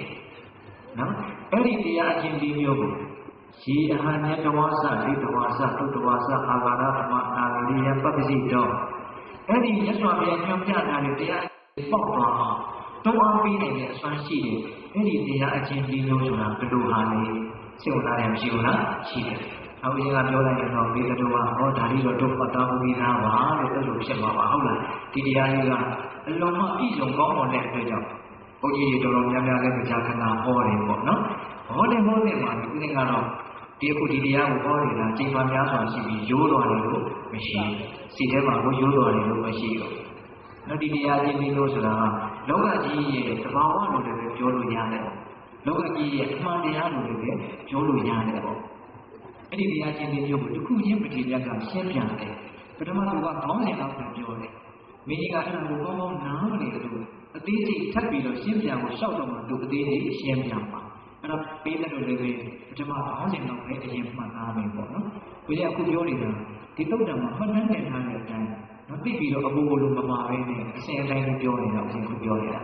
ဟုတ်လားအေးအဲ့တော့ပထမတရားချင်းကိုဘယ်လိုပြောပြလို့ဆိုတော့ဥပနိယတိလောကအတုဝတိခောမဟာရဇမြတ်တော်မြတ်ကြီးတဲ့ဟောဒီလောကဟောဒီလူသားဟောဒီတတ္တဝါတွေဟာဒီလောကကြီးဟာဒီနေမှာလောကဆိုတာတတ္တလောကကိုရည်ရွယ်ပြောတာတတ္တဝါဒီပင်တကယ်တမ်းကတော့လောကပဲဟုတ်လားဒီတတ္တဝါတွေဒီဟူသောလောကကြီးဟာကိုယ်အနေနဲ့လည်းကိုပြောလို့ဆိုရင်ဟောဒီလူသားတွေဟာကိုပြောလိုက်ရင်ကိုရှင်းတယ်ပေါ့နော်ဟောဒီလူသားတွေဥပနိယတိပူခြင်းတည်ခြင်းတွေကိုမရောက်ရောက်အောင်မောင်းနေတာကိုခံရရတယ်တဲ့ဘယ်သူမှညှင်းဆန်လို့မရှိဘူး။နောက်တစ်ဝါးတွေဆိုတာပူခြင်းတည်ခြင်းတွေကိုမရောက်ရောက်အောင်မောင်းနေတာကိုခံရရတယ်။တီးနေတာမြဲနေတာဆိုတော့ဘာမှမရှိဘူးတဲ့။ဒါပထမတရားချင်းတယ်။လောကကြီးကပူခြင်းတည်ခြင်းတွေကိုရောက်အောင်မောင်းနေတာကိုခံရရတယ်။တီးမြဲနေတာဘာမှမရှိဘူး။အဲ့ဒါကိုဘုရားတော်မာသီဆိုကြီးကဆောင်းပုဒ်ကလေးစီတယ်။ဘုနာတေတုမောင်းနေဖို့လူတို့မမြဲပါလားလို့ဒီလိုလေးရေးတယ်။ဒါမျိုးလေးကိုရအောင်ကြည့်ပြီးတော့သင်္သာစီနေမယ်ဆိုရင်ပဋိသဝေကဉာဏ်ပညာကိုရနိုင်တယ်ပေါ့နော်။ဒီဒါပထမတရားအကျင့်ပဲ။ပြီးတော့ဦးဇင်းတို့သိသိပြောမှာပါ။နောက်ဒုတိယတရားအကျင့်ကိုကျတော့ပဋိမြတ်ကမှာပြောလို့အတ္တတော်လောကအနဘိကရောတိကောမဟာရဇမင်းကြီးတဲ့ဟောဒီလောကလူသားတွေကအတ္တတော်တဲ့အာကိုရဆိုလို့ဘာမှမရှိဘူးတဲ့တတ္တဝါတွေမှာအာကိုစရာမရှိဘူးတဲ့အနဘိကတော်တဲ့စောင့်ရှောက်မဲ့အရာတွေဘာမှမရှိဘူးတဲ့ကိုယ်ကအာကိုရမဲ့အရာလည်းမရှိဘူးကိုယ်စောင့်ရှောက်မဲ့အရာလည်းမရှိဘူးဒါကမှဒီဆိုကြီးကစောင့်ရှောက်သူမဲ့ကိုယ်ရာမဲ့အာတွဲနှစီတကားအဲ့လိုလေးရှိတယ်နှစ်ချက်ရှိသွားတယ်နှစ်ချက်ရှိပါတယ်နော်နောက်တတိယတရားအကျဉ်းအတ္တလောလောကိုတမ္ပမာယတတိယတိခောမဟာရဇမင်းကြီးတဲ့ဟောဒီလောကကြီးဟာအတ္တကောတဲ့ကိုယ်ပိုင်ဥစ္စာဆိုလို့ဘာမှမရှိဘူးတဲ့တတ္တဝါတွေမှာကိုယ်တကယ်ပိုင်တဲ့အရာဘာမှမရှိဘူးတဲ့သဗ္ဗမဟာယကမဏိယအလုံးစုံကိုစွန့်ပစ်ပြီးတော့ထားခဲ့ပြီးတော့သွားကြရမယ့်သူတွေကြီးပဲတဲ့ဒါလောကကြီးရဲ့တတိယအမှန်တရားလို့လည်းဆိုနိုင်ပါတယ် နော်အဲ့တော်ဒီမှာတူကိုတကယ်ပိုင်တာဘာမှမရှိဘူးအားလုံးကိုစွန့်ပစ်ပြီးတော့ထားခဲ့ပြီးတော့သွားကြရမှာအားလုံးကိုစွန့်ပစ်ခဲ့ရတယ်ဆိုလေကိုတကယ်မပိုင်ဘူးဆိုတဲ့အသေးပဲပါပဲဟုတ်တယ်မဟုတ်လားတခုကိုတကယ်ပိုင်နေဆိုရင်ဒါကိုသဘောဖြစ်ရမှာပေါ့ကိုသဘောမဖြစ်ဘူးဆိုလေဒါကိုတကယ်မပိုင်ဘူးဆိုတဲ့အသေးပဲဟုတ်တယ်မဟုတ်လားဒါကြောင့်ဒီတော့တော့တတိယတရားချင်းဒီပါလို့ပြီးရင်ကိုယ်ပိုင်ဥစ္စာမရှိဘူးအလုံးကိုစွန့်ပစ်ပြီးတော့သွားရမယ်ကိုယ်ပိုင်ဥစ္စာမရှိပါစွန့်ခွာသွားရမှာပါလားတတိယတရားချင်းပေါ့နော်ပြီးရင်ဒါလေးကိုဒီဆောင်ကိုလေးကိုပြင်းလို့ချပေးမယ်ပေးတဲ့တော့လိုက်ရှုပ်ပြီးတော့ဒါအရာပြန်ပြီးတော့ရုပ်ပြန်အောင်နော်ဒါကြောင့်ပရိကလေးနဲ့နားထောင်နောက်၄ခုမြောက်တရားအချင်းကိုကြတော့ဘာပြောလို့ဥနောလောကောအနိထောတနာတာဟောတိကောမဟာရဇာမင်းကြီးတဲ့ဟောဒီလောကလူသားတွေဟောဒီတတ္တဝါတွေဟာ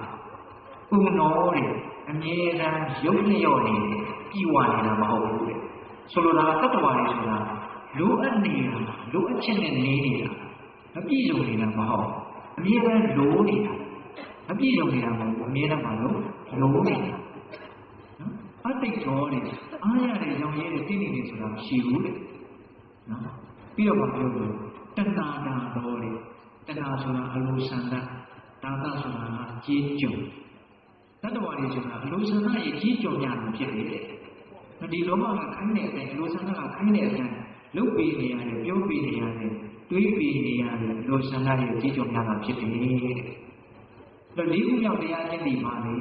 တတ္တဝါတွေဒီရုပ်လျော့နေတယ်ကြည်ဝနေတာကိုလိုအပ်နေတယ်ပြည့်စုံနေတာမဟုတ်ဘူးအားရတဲ့မြင်နေမှုမရှိဘူးအမြဲတမ်းအလိုဆန္ဒခိုင်းတာကိုလုပ်ပေးနေရတယ်မလွတ်လပ်တော့အလိုဆန္ဒရဲ့လက်အောက်ခံကြည်ကြုံရတာဖြစ်တယ်နော်အဲ့ဒါလိုမှစီဆိုရရလို့ရေးတော့လိုမပြေဝါအားမရတဏှကြုံကြီးပါတကားလို့အဲ့လိုလေးရေးတယ်နော်အဲ့လိုကြီးတို့တရားကျင့်တဲ့မျိုးတို့များလေးမျိုးဘောနာတေတို့မောင်းနှင်ဖို့လူတို့မမြဲပါလားစောင်းရှောက်တူးမဲ့ကိုရမဲ့အန္တနာကြီးတကားကိုယ်ပိုင်ဥစ္စာမရှိပါစောင့်ခွာသွားရမှာပါလားလိုမပြေဝါအားမရတဏှကြုံကြီးပါလားအဲ့လိုမျိုးလို့လေးအဲ့လိုမတင်ရကဒီတရားချင်းလေးမျိုးကိုဒုတိယမြင်ကြားရလို့လူရန်ဖြစ်ခဲ့တာအဲ့လိုပြောပြတဲ့အခါမှာမင်းကြီးကရှင်ဗျာတဲ့အရှင်ဘုရားပြောပြလိုက်တဲ့ပထမတရားအကျင့်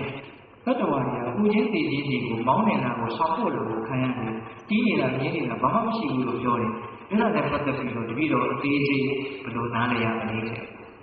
အဲ့တော့ရှင်းရှင်းလင်းလင်းသိရင်တော့ထပ်ပြီးတော့မေးတာပါအဲ့လိုမေးတဲ့အခါကျတော့ဒီမြတ်ကမင်းကြီးတဲ့အဲ့လိုဆိုရင်တဲ့ဘုံကပြန်ပြီးတော့မေးမယ်တော့ကြိုက်ခင်ကြိုက်တယ်လို့ဖြေပါမင်းကြီးမှာအခုလုံးလုံးစေအနေထားနဲ့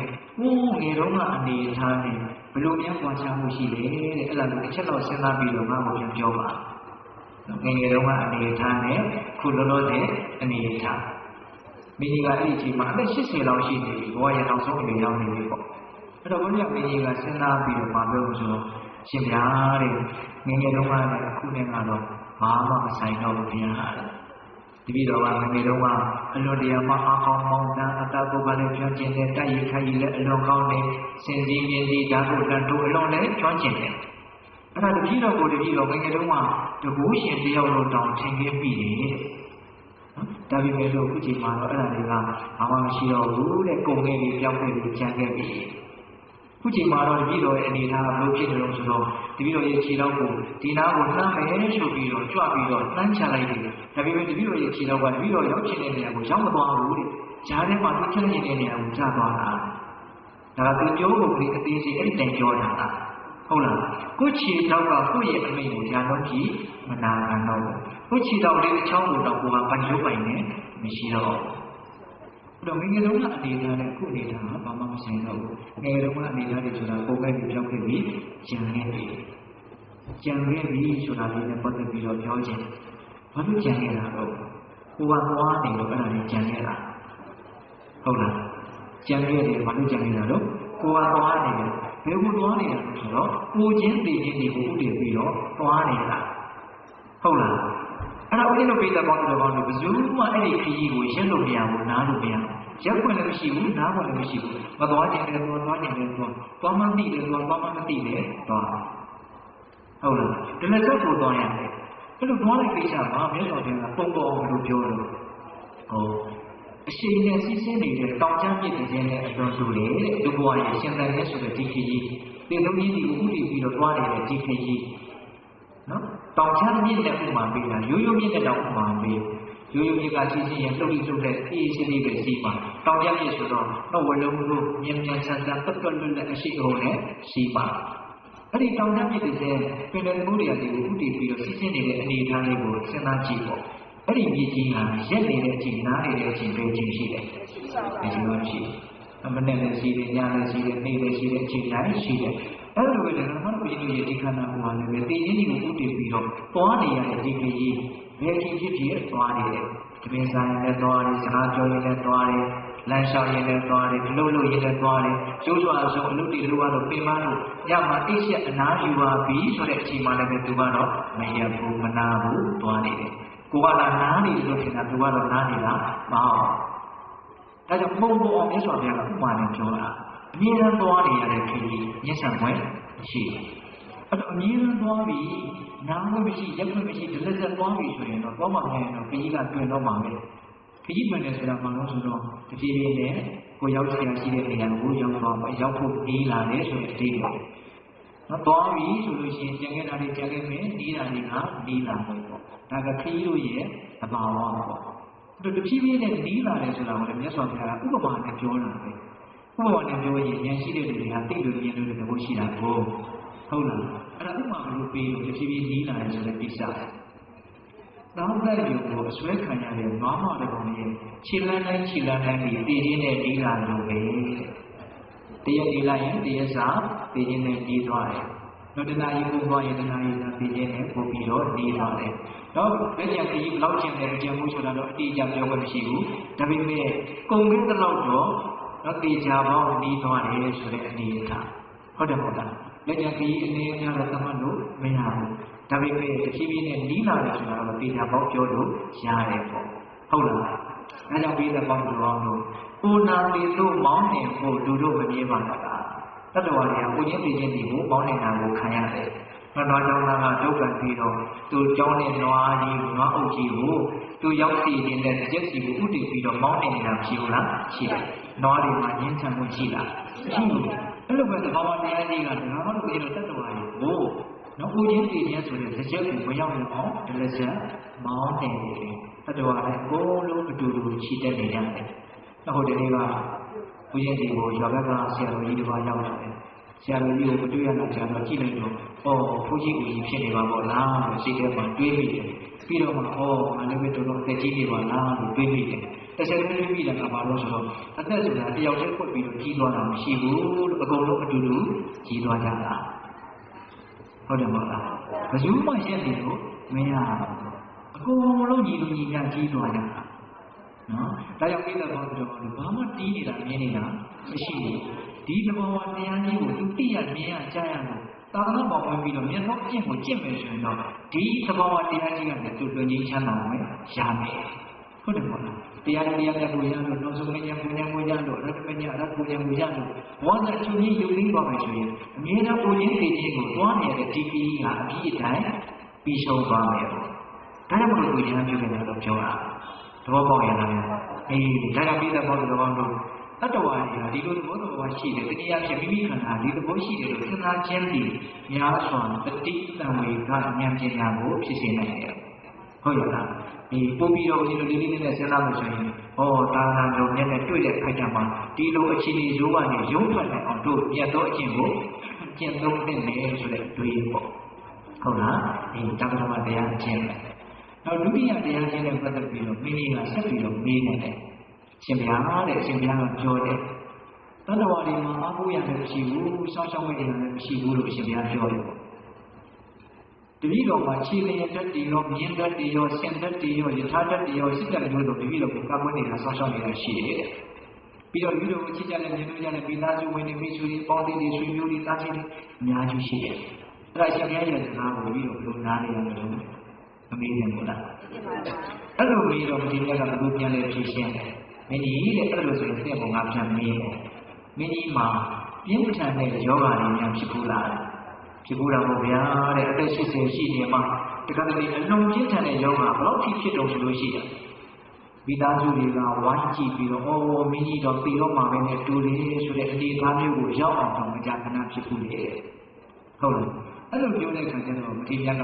မင်းကြီးတဲ့အဲ့လိုဆိုရင်မင်းကြီးမှာအဲ့လိုပြင်းထန်တဲ့ယောဂဝေဒနာတွေကိုခံစားနေရတဲ့အခါမှာအော်ဆင်းရဲလိုက်တာဒုက္ခတွေကြီးလိုက်တာဒီဆင်းရဲတဲ့ဒီဒုက္ခတွေဒီဝေဒနာတွေကိုငါ့ကိုချစ်ကြတဲ့ပြောကြတဲ့ငါ့ကိုကာကွယ်ဆွရှောက်နေတယ်လို့ဆိုကြတယ်အဲ့ဒီသူတွေ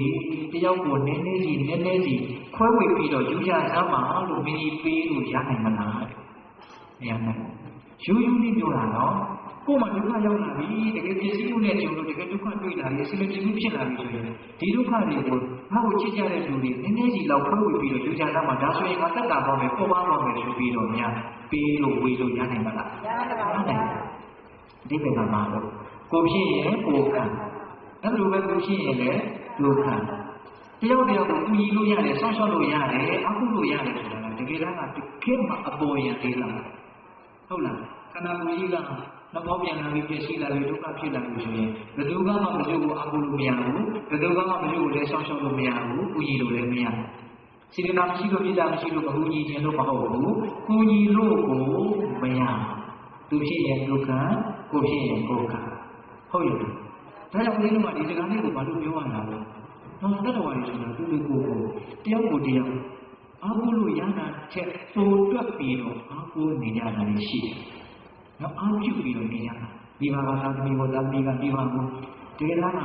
းကိုထင်တယ်လို့ကြီးအားကိုးလို့မရဘူး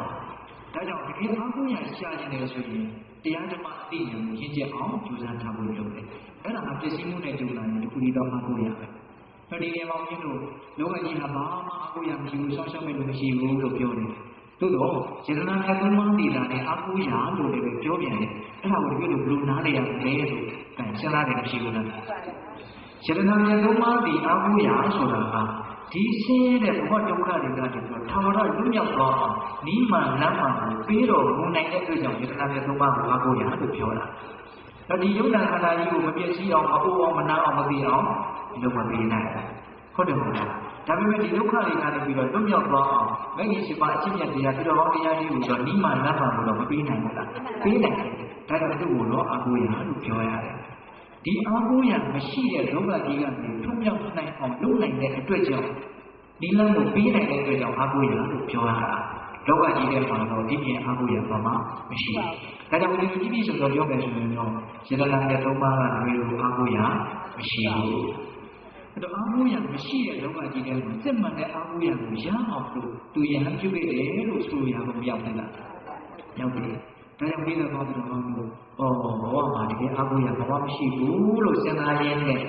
အတိဉာဏ်ပညာဒီဟုသောအားကိုးရအစစ်ကိုလည်းပဲယတနာမြတ်သုံးပါးဒီဟုသောအားကိုးရအစစ်ကိုလည်းပဲငါအားကိုးနိုင်ဖို့အားကိုးရရဖို့လိုတယ်ဆိုတာလေးပဲတခါလဲဆက်ပြီးတွေးဖို့လိုလားဟုတ်တယ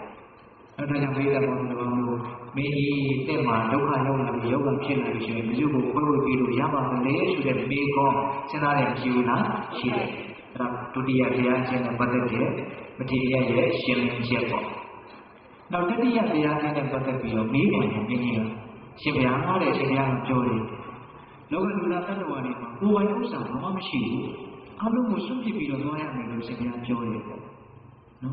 တပည့်တော်မှာမြေပေါ်မြေအောင်မြုပ်နှံသိရှိထားတဲ့တပည့်တော်ပိုင်တဲ့ဥစ္စာပစ္စည်းတွေအများကြီးရှိတယ်တဲ့အဲ့ဒါရှင်ဘုရားရဲ့စကားကိုတပည့်တော်ဘယ်လိုနားလည်ရမလဲနော်တရားမတော်သမီးရဲ့ကိုယ်စားနဲ့မေးထားသလားလို့တော့ထင်ရတယ်ပေါ့နော်ရသော်ဘုရားကကိုယ်ပိုင်ဥစ္စာဘာမှမရှိဘူးလို့ပြောလိုက်တယ်သို့တော်တရားမတော်ဘုရားကတော့ဘယ်လိုထင်နေတော့ငါအိမ်နဲ့ငါရှာဖွေပြီးတော့စုဆောင်းပြီးတော့သိရှိထားတဲ့ဥစ္စာပစ္စည်းတွေကငါဥစ္စာပစ္စည်းမို့လို့ရုပ်ဥစ္စာပစ္စည်းလို့ပြောရမှာလို့မေးရမရှိဘူးလားနောက်အဲ့ဒီဥစ္စာပစ္စည်းတွေကိုငါဝယ်ရင်ချမ်းရင်လည်းရတယ်တုံးရင်ဆွေးရင်လည်းရတယ်သူများကိုပေးရင်လည်းရတယ်မကြိုက်ရင်ရုပ်သွားဆိုလွှတ်ပြချင်ရင်တော့လွှတ်ပြလို့ရတယ်ဒါကမှငါပိုင်တယ်လို့ပြောရင်ဘယ်ဟာကိုငါပိုင်တယ်လို့ပြောရမှာလို့စဉ်းစားနေမရှိဘူးလားဒီတကယ်တော့အဲ့ဒါတွေကတရားမလို့ပြင်လို့ကိုယ်တကယ်ပိုင်တာမဟုတ်ပါဘူးအခိုက်အတန့်များပါနော်ဒီအချက်နဲ့ပတ်သက်ပြီးတော့မတိပြတ်ကပို့ပြီးတော့ရှင်းလင်းသွားအောင်ဘယ်လိုပြောလို့မင်းကြီးတဲ့အဲ့လိုဆိုရင်တဲ့ဝင်ကမေးတယ်မင်းကြီးအခုဒီဘောက因为咱现在就话的不如单一我，那所以啊，本身的民意说了，必须有啥片，都这样嘛，现在就话没说，就蛮难的，其实也不起不呢。但是没有，ဒီဘဝမှာငါဥစ္စာလို့လုပ်ပြီးတော့မိပိုင်တယ်လို့ထင်တဲ့အရာကိုဒီဘဝဒီခန္ဓာအနိစ္စမျိုးဖြစ်တဲ့လူကအနည်းပစ္စည်းကြီးဆိုတဲ့အခါမျိုးမှာဒီဥစ္စာပစ္စည်းတွေကိုနောက်မှထိဆက်ပြီးတော့ယူသွားလို့ရလားဆက်ပြီးတော့ငါပိုင်တယ်လို့ပြောခွင့်ရှိသလားရှိပါလားမရှိဘူးအဲ့တော့အဓိပ္ပာယ်ကဘာလို့ဆိုတော့အခိုင်အတန့်ညံပါပဲဟုတ်တယ်မဟုတ်လားဒါကြောင့်ဒီတော့ဘာလို့ကိုယ်မှာစုဆောင်သိသိတာတဲ့ဥစ္စာပစ္စည်းတွေကိုကိုယ်တကယ်ပိုင်တယ်လို့ထင်ခဲ့ပြီဆိုရင်အဲ့ဒါဘာနဲ့တူမလဲဆိုတော့အိမ်မှာနေတဲ့လူကဒီအိမ်ဟာငါအိမ်ပဲလို့ထင်နေတာနဲ့အတူတူပဲအမှန်ကတော့အိမ်ငါပါဒါတော့အရင်တွေးမိတာကိုပြောပြတာပြီးတဲ့လိုလည်းဖြစ်ဆွပြီးတော့စဉ်းစားကြည့်ပေါ့အဲ့ဒါဘာလို့ဆိုတော့အခိုက်အတန့်ညံပဲဒီကနေ့ငါဥစ္စာလို့ပြောထားတဲ့အရာတွေနောက်နေ့မှာငါဥစ္စာလို့ပြောလို့ရတယ်မှာရမယ်အဲ့ဒါတော့မတိကြဘူးမရေရဘူးမခိုင်ပါဘူးဒါကိုပိုင်တယ်လို့ပြောလို့ဘယ်လိုမှမဖြစ်နိုင်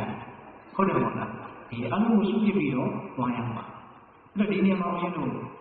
လုပ်ပြီးတော့ရှင်းလင်းသွားအောင်မြတ်စွာဘုရားလက်ထက်ကအဖြစ်အပျက်တွေတစ်ခုကိုကြားပြပြီးတော့အချင်းချုပ်လေးကိုပြောပြမယ်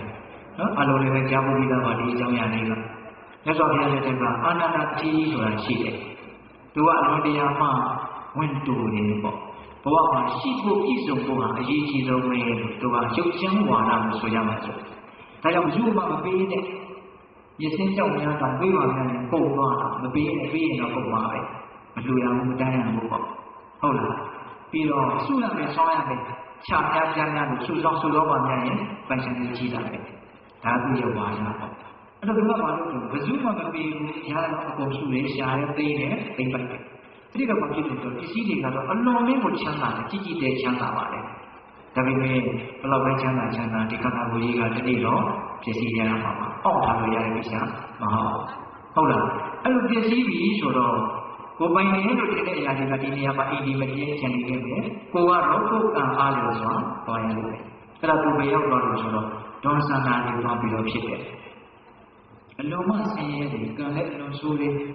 ရုပ်ကလည်းအလုံးဆိုးတယ်ကံကလည်းဘယ်လောက်ဆိုးလို့ဆိုရင်သူ့ရဲ့အမေတောင်သူ့ပါလို့ရှိရင်တောင်းဆောင်လို့မရဘူးအဲ့ဒါကချစ်ပါတယ်ဆိုတဲ့ဒီအမေကသူ့လုံးလေးနဲ့သာပြင်းနေတော့နေတဲ့အရွယ်လေးမှာသူ့ကိုဆွန့်ပြလိုက်ရတယ်သူနဲ့အတူတူအတမွေးလို့မရအဲ့ဒါနဲ့အဲ့ဒီအရွယ်လေးတွေကစပြီးတော့သူ့ဝန်သူကြောင်းရတယ်ဘယ်သူမှချစ်ပြီးမလို့မရှိဘူးစပင်ညက်ပြီးမလို့မရှိဘူးဘဝစားရှုပ်ပြီးမလို့မရှိဘူးအဲ့ဒါကများအိမ်ကဘကခွဲရောက်ကိုရှိလို့ကြာလာတဲ့တမင်းလုံးပေါက်ဟင်းလုံးပေါက်ကိုကြီးလို့ဇရက်တို့ကောက်သားတယ်မျိုးစားပြီးတော့အသက်ရှင်ရတယ်ဘလောက်ညှို့ရင်ဆင်းရဲလဲဆိုရင်ဆင်းရဲစဉ်းစားကြည့်ပေါ့အဲ့ဒါနဲ့အဲ့ဒီကလေးကမသေးလဲနဲ့ခုနှစ်နှစ်သားရှိတဲ့သားလေးလောက်ရောက်တော့မျိုးလေးကိုတောင်းရဆောင်တော့ရှောက်သွားရင်လာရင်နဲ့သူအာနန္ဒတိကြီးပေါ်မှာနေခဲ့တဲ့အိမ်ကြီးနာကိုရောက်သွားအဲ့လိုရောက်တော့အဲ့ဒီအိမ်ကြီးကိုမြင်တော့ထူးဆန်းတာကဘာလို့ဆိုတော့ဇာတိတရဉာဏ်နဲ့အရင်ဘဝကိုပြန်ပြီးတော့အမှတ်ရအလုံးဆွဲရတဲ့အိမ်ကြီးကိုမြင်လို့အဲ့ဒီတော့အမှတ်ရသွားသလားလို့အရင်ကတွေးကြည့်ကြတယ်အဲ့ဒီအိမ်ကြီးကိုလည်းမြင်တော့အဲ့ဒီကလေးကဒါမှအိမ်ကြီးတဲ့ဒီတည်းတွေ့ရင်ဟုတ်တယ်လားလွန်ခဲ့တဲ့9နှစ်ရှိတဲ့ကတော့ဟုတ်တယ်နော်ဒါပေမဲ့အခုမဟုတ်တော့ဟုတ်လားဒါပေမဲ့ကလေးဆိုတော့မသိဘူးဒါမှအိမ်ကြီးပဲဆိုတော့အဲ့ဒီအိမ်ကြီးတွေကိုစွတ်ပြီးတော့ဝင်သွားရောဝင်သွားတဲ့အခါကျတော့သူ့ရဲ့သားမူလတီကမွေးထားတယ်နော်သူ့ရဲ့မြေးတော်မှာပေါ့အရင်ကအဲ့ဒီမြေးလေးတွေကဆော့ဝဲသားနေတာကိုတွေ့ရတော့အဲ့ဒီကလေးလေးတွေကဘလူးဆိုပြီးတော့ကြောက်တတ်ပြီးတော့ပေါ်ကြတယ်သူကရုပ်ကတော့ဆိုလာအဲ့ဒီမှာပဲအဆောင်တွေကရောက်လာပြီးတော့ဒီကလေးကိုရိုက်ကြနှက်ကြမိညောသွားပြီဆိုတော့မှခြေတော်နဲ့ချောင်းကနေဆွဲပြီးတော့အမိုက်ကိုပေါ်သွားပြီးတော့ပြစ်ထားတာအဲ့ဒါကိုမြတ်စွာဘုရားနဲ့ဆရာနန္ဒာကတွေ့လို့ပြုစုထားတာအဲ့ဒီမှာမြတ်စွာဘုရားကဆရာနန္ဒာကိုအာနန္ဒာတဲ့ဟောဒီကလေးဟာအာနန္ဒာအထီးဖြစ်တယ်အဲ့ဒီစကားတယောက်နာကြားသွားတာအဲ့ဒါမူလတိကြီးရောက်တော့အဲ့ဒါမူလတိကြီးကသူ့ဘေကိုဒေါသနာဖြစ်တယ်လို့ပြောအောင်လို့စိတ်အရမ်းဆိုးနေတယ်သူတို့မျိုးတည်ရင်မြန်မာဖြစ်တယ်လို့ယုံကြည်ထားတာအဲ့ဒါနဲ့စိတ်တူပြီးတော့မြတ်စွာဘုရားကြီးရောက်လာတယ်ရောက်လာတော့မြတ်စွာဘုရားကသင်မယုံလို့ရှိရင်ဒီကလေးကိုတင်ပေါ်သွားပြီးတော့ချော့ပြီးတော့မေးသင်ရဲ့အဖေကတော့သင်မသိအောင်ညှို့နှံထားတဲ့ဥစ္စာပစ္စည်းတွေအများကြီးရှိတယ်အဲ့ဒါကိုပေးနေတယ်ပြောပြနေတယ်အဲ့ဒီတော့ဘုရားတိတိကဟုတ်ရင်လည်းဒီဥစ္စာတွေရမယ်မဟုတ်ရင်လည်းညာဘုရားကိုလေလေနဲ့ဆွဆွဲမယ်ဆိုပြီးတော့အဲ့ဒီကလေးကိုခေါ်သွားတာ အဲ့ဒါအိမ်ရောက်တော့ချော့ပေါ်ပြီးတော့မေးတော့သူမသိအောင်ပြုတ်ထားတဲ့ဥစ္စာပစ္စည်းတွေကိုရတယ်အဲ့ဒီတော့မှမြတ်စွာဘုရားကိုဘဝတော်မှာဖြစ်ချားခွေထားတာသိနိုင်တယ်ပြင်နိုင်တယ်ဆိုပြီးတော့သူအတော်နဲ့ယုံကြည်တယ်ပေါ့အဲ့တော့ဦးဇင်းတို့ပြောနေတာကဒီအဖြစ်အပျက်ကအဓိကမဟုတ်ပါဘူးဒါပေမဲ့ဒီအဖြစ်အပျက်ထဲမှာလည်းသတိထားကြလေးတစ်ခုတော့အလွန်ကောင်းတာပါနော်ကလေးကဘယ်လိုထင်တာလဲငါအင်းကြီးလို့ဟုတ်ပါလေလားဟောတော့အခိုက်အတန့်ပဲနော်အေးအဲ့ဒါလေးတော့မှတ်သားကြကောင်းတယ်ပေါ့အဲ့ဒီအဖြစ်အပျက်ကိုအခြေခံပြီးတော့မြတ်စွာဘုရားကမဟောလို့ဗုဒ္ဓမတ္တိဒနာမတ္တိဣတိပါဏဝိညာဉ်တိအတ္တပိအတ္တနာမတ္တိကုတောဒနာမိုက်တဲ့ပုဂ္ဂိုလ်တွေအသိဉာဏ်နဲ့ပြည့်စုံကြတဲ့ပုဂ္ဂိုလ်တွေဟာတဲ့ဗုဒ္ဓမတ္တိငါမှသာသမီတွေရှိတယ်ဒနာမတ္တိငါမှဥစ္စာပစ္စည်းတွေရှိတယ်အဲ့ဒီလိုအတွေ့နဲ့ဝိညာဉ်တိအလုံးမပင်မဆင်းရဲတယ်အဲ့ဒါတရားတော်တို့အရင်တို့တွေကိုပြောထားတာပဲဟုတ်တယ်မဟုတ်လားသာသမီတွေရှိတယ်ဥစ္စာပစ္စည်းတွေရှိတယ်ဆိုတဲ့အတွေ့ကိုအခြေခံပြီးတော့အများကြီးပင်မဆင်းရဲရတယ်ရှိလို့လားရှိတယ်တကယ်ကတော့တဲ့အတ္တပိအတ္တနောနတ္တိမိမိတည်နေတဲ့မိမိဥစ္စာမဟုတ်ဘူးတဲ့ပုဂ္ဂိုလ်ကိုယ်တော်မှကိုယ်တကယ်မပိုင်ဘူးပေါ့အတ္တပိအတ္တနောနတ္တိကုတောဒနာပုဂ္ဂိုလ်ကိုယ်မှကိုယ်တကယ်မပိုင်ဘူးဆိုတာရဲ့တော့ဘယ်အရာကိုမှဥစ္စာလို့ပြောလို့ရမလဲသာသမီတို့ဥစ္စာပစ္စည်းလို့ဆိုတာငါဥစ္စာလို့ပြောလို့မရဘူးတဲ့ဒါလေးကိုပြန်မှတ်သားစီရတာအဓိကကတော့အတ္တပိအတ္တနောနတ္တိဆိုတဲ့စကားလုံးလေးပေါ့ပုဂ္ဂိုလ်ကိုယ်တော်မှကိုယ်တကယ်မပိုင်ဘူးကိုယ်ဒီပင်လည်းကိုယ်ဥစ္စာပစ္စည်းမဟုတ်ဘူးကျန်တာဆိုတာတော့မပြောတော့နဲ့အဲ့ဒီနေရာမှာကိုယ်တကယ်မပိုင်ဘူးဆိုတဲ့စကားလေးကယာနတိနားတယ်လို့တော့မလွယ်ဘူးပေါ့ဒါဥရှင်တို့တော့ယာနတိနားမနေသေးပါဘူးနော်ပုဂ္ဂိုလ်ကိုယ်တကယ်မပိုင်ဘူးဆိုတာသိဖို့ဆိုတာသိကြတဲ့ကိစ္စမဟုတ်အနည်းဆုံးတော့ဝိပဿနာဉာဏ်တော့ရထားမှာဖြစ်မှာဟုတ်လားဘာခန္ဓာမှာငါတကယ်ပိုင်တာဘာမှမရှိဘူးဆိုတာကိုသိဖို့ခန္ဓာမှာဘာပဲဖြစ်လာတီးနေတာမြဲနေတာမရှိဘူးဆိုတဲ့အမြင်မှအတိမှန်ကိုရဖို့လိုတယ်အဲ့ဒါဆိုရင်ခန္ဓာမှာငါတကယ်ပိုင်တာဘာမှမရှိပါလားဆိုတော့သိနိုင်တယ်ပေါ့ဟုတ်ရဲ့လားတရားပြတဲ့ဘောင်းတော်တို့ကိုယ်တကယ်မပိုင်ဘူးဆိုတာကိုပထမနားလည်အောင်ကြိုးစားရမယ်အထိုင်ရောပေါ့ဟုတ်လားအဲ့ဒါကိုနားလည်လာတာနဲ့အမြန်ဒီပြန်ငါပိုင်တာဘာမှမရှိဘူးဆိုတာကိုနားလည်ဖို့ပို့ပြီးတော့လွယ်ကူသွားမယ်ပေါ့နော်ဒါကြောင့်မထေရကမင်းကြီးတဲ့တတ္တဝါတွေကကိုယ်တကယ်ပိုင်တာဘာမှမရှိဘူးအားလုံးကိုစွန့်ပစ်ပြီးတော့သွားကြရပါကိုယ်တကယ်ပိုင်တာရှိတယ်လို့ပြောနေတယ်ဆိုရင်လည်းပြောနေရသေးတော့ရှိတယ်နော်ကိုယ်တကယ်ပိုင်တယ်လို့ပြောမယ်ဆိုရင်ပြောစရာတစ်ခုတော့ရှိတယ်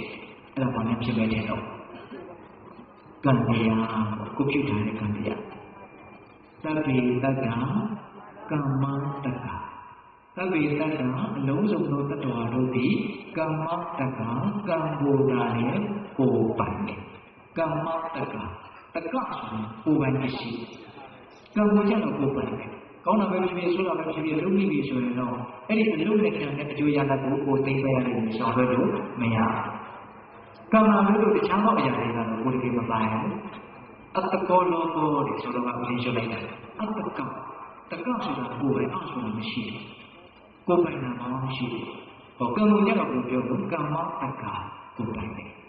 အဲ့တော့အလုံးပြည့်စုံအောင်ပေးတဲ့ဘောင်းတော်ကတော့စဉ်းစားကြည့်မယ်ဆိုရင်တတ္တဝါတွေမှာကိုပြုတ်ထားတဲ့အမှုလို့ဆိုတဲ့ကံတရားကလည်းတခြားဘာလို့မှကိုတကယ်မပိုင်ဘူးဆိုတဲ့အချက်နော်တောင်းဝေကလည်းရကြမှာမဟုတ်လားဒီအတိညာလည်းဖြစ်ကြမှာမဟုတ်လားဟုတ်တယ်နော်ဒါကြောင့်ဒီလက်ဆောင်တော်ကောင်းလို့ကိုယ့်ရဲ့စိတ်စေတနာဆိုတဲ့ဒီကံတရားတွေကိုလည်းမောင်မြတ်အောင်ကြီးကျယ်အောင်မြင်မြတ်အောင်ကြိုးစားခြင်းတွေကလည်းကြိုးစားရ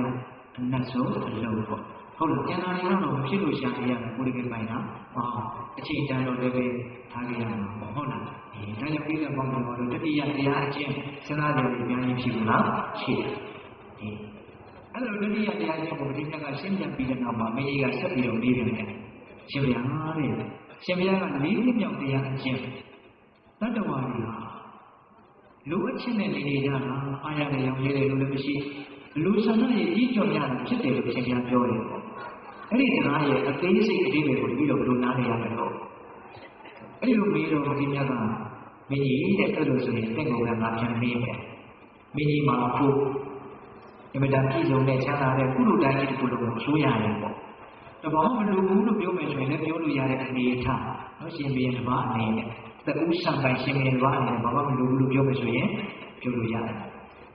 တာပေမဲ့လို့လည်းအရှိရက်ကနေပြီးတော့ရ ယုံကြည်စိတ်ချတဲ့လူတစ်ယောက်မှလောက်လာပြီးတော့မင်းကြီးအရှိရမှာအလိုတရားမှချမ်းသာတဲ့ကြွယ်ဝတဲ့ပြည်စုံကုန်လုံးနဲ့တိုင်းပြည်ကြီးတစ်ခုအလိုတကူနဲ့တိုက်ခိုက်သိမ်းပိုက်လို့ရယူမယ်ဆိုလို့ရှိရင်ရနိုင်တယ်လို့ပြန်လာပြောခဲ့မယ်ဆိုရင်မင်းကြီးအဲ့ဒီတိုင်းပြည်ကြီးကိုတိုက်ခိုက်သိမ်းပိုက်ပြီးတော့ယူမာလာတော့မယူရဲနေမှာလားတဲ့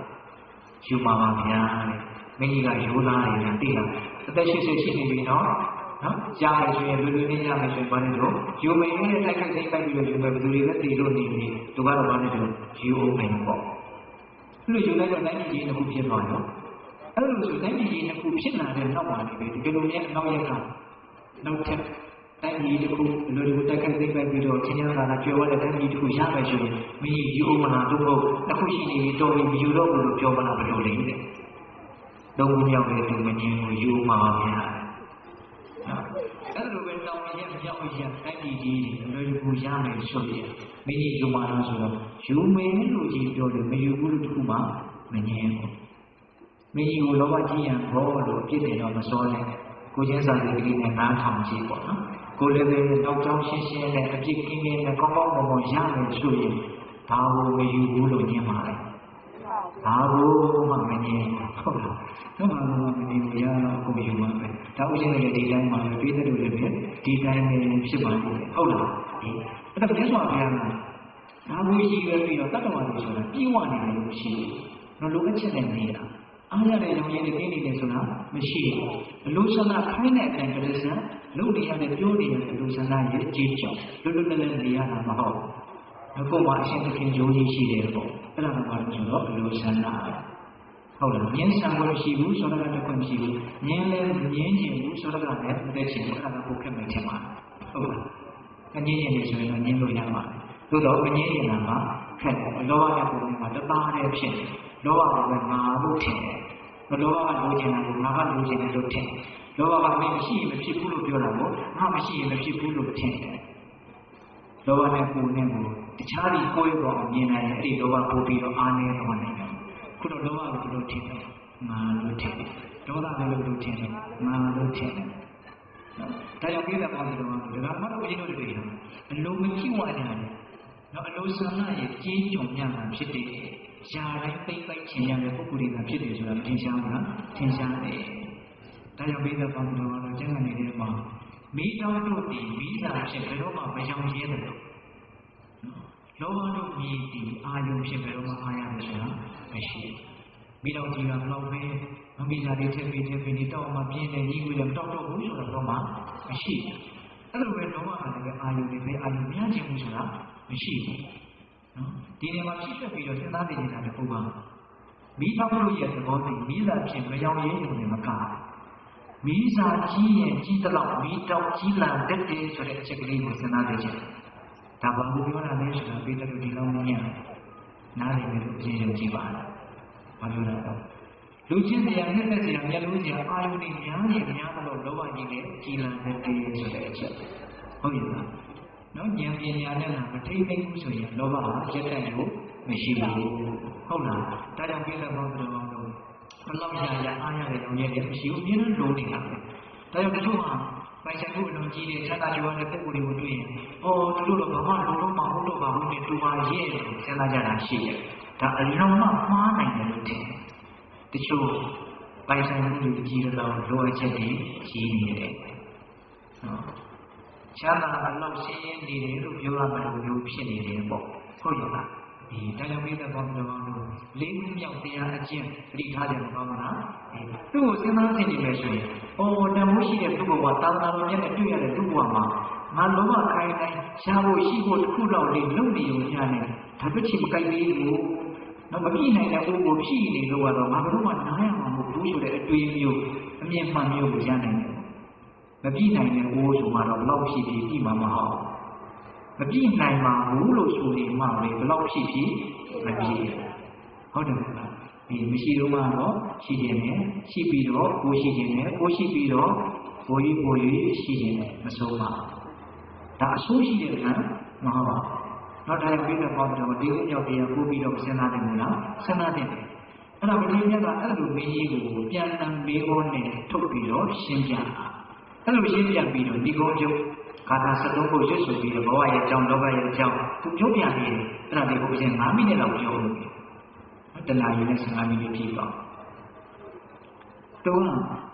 လောကကြီးရဲ့အကြောင်းကိုရဟန္တာဖြစ်နေတာဆိုတော့သူမှန်မှန်ကန်ကန်ပုံမြင်ပြီပေါ့ဟုတ်လားအဲ့ဒါသူရှုမြင်သုံးသပ်သွားပုံလေးတွေကပိဋကကောင်းတော်ကောင်းလို့ပြင်လို့နားလေတယ်အလုံးကောင်းတယ်အလုံးမနဲ့လေးရက်တည်းမှန်တယ်မင်းကြီးတဲ့ဟောဒီလောကကြီးကိုငါကြည့်လိုက်တယ်ပစ္စည်းဥစ္စာချမ်းသာကြွယ်ဝတဲ့ပုဂ္ဂိုလ်တွေကိုကြည့်လိုက်ကြတော့လေတဲ့လေးနဲ့တဲ့အသိဉာဏ်ကိုရဖို့အတွက်ကြိုးစားအားထုတ်တဲ့အပိုင်းသိမရှိဘူးတဲ့သူတို့ဘာတွေလုပ်နေတာလဲဆိုတော့ရှိပြီးရင်ရှိဖို့ရပြီးရင်ရဖို့သိမ့်ပိုက်ဖို့ပဲသူတို့ကြိုးစားနေကြတာဒါမထင်ရဲ့အမြင်ပဲနော်ပစ္စည်းဥစ္စာအများကြီးရှိတဲ့လူတွေကအသိဉာဏ်တွေအများကြီးလေးနဲ့တော့အောင်ရှင်းချက်တော့ကြိုးစားအားထုတ်တဲ့ပိုင်းသိပြီးတော့မရှိဘူးရဖို့ပဲကြိုးစားတယ်ခုမင်းကြီးပဲကြည့်ပြီးတဲ့တိုင်းနိုင်ငံကြီးတစ်ခုကိုပိုင်မာတဲ့ကနေ့နောက်တစ်ခုရရင်ယူမာလားဆိုတော့ယူဖို့ကြိုးစားမယ်လို့ပြောနေတာမကြိုးစားဘူးလို့မရှိဘူးနော်ရခိုင်ကြီးရှိမယ်ဆိုရင်ကြိုးစားပါဒါကြောင့်ပစ္စည်းရှိမရှိတတ္တဝါတွေကလိုအပ်ချက်နဲ့နေနေကြတာတော့လူအလိုဆန္ဒတွေကမ်းလှမ်းနေနေကြတာအဲ့ဒီအလိုဆန္ဒတွေမပြည့်ဝသေးခင်မှာဒီတတ္တဝါတွေကဒီခန္ဓာအတ္တဘောကိုစွန့်ကြရတယ်ဒီကောက်ချက်ကတော့အလုံးဝထိမိတယ်လို့ဆိုရတယ်နော်တတ္တဝါတွေဆိုတာလည်းအလိုဆန္ဒတွေမပြည့်သေးခင်မှာပဲသိကြရတယ်နော်အသက်80ကိုနေတော့မှသူတို့တော့အလိုဆန္ဒပြည့်ပြီးတော့တည်တော့တာနဲ့တူပါရဲ့လို့မအောင်မိနေနော်ဟုတ်လားအလိုဆန္ဒနှမ်းနဲ့လည်းတည်ပါမှာတည်တယ်ကမှတော့လောဘနဲ့နေပြီးတော့လောဘနဲ့တည်ပါမှာဘောရဖြစ်စဉ်ပေါ့နော်ပြီးတော့ဗာချက်ပြောဆိုတော့အဲ့လိုတည်သွားပြီဆိုတော့တဲ့ကျင့်ရတဲ့ပုဂ္ဂိုလ်တွေကဒီတည်သွားတဲ့ပုဂ္ဂိုလ်ကိုအဝိနဲ့ပတ်ပြီးတော့ထက်မှုကိုတင်ပြီးတော့မိရှုနေတယ်ဒါကအရှင်ကဒုက္ခိကမြင်မှဒုက္ခိကအနေအထားကိုပြောတယ်ဒီကနေ့ခေတ်ရန်ကုန်မြို့လို့ဆိုရင်တော့ဘာလို့လဲဆိုတော့ဘီးတချို့ချက်တွေကိုထည့်လိုက်မှာပေါ့ဟုတ်လာ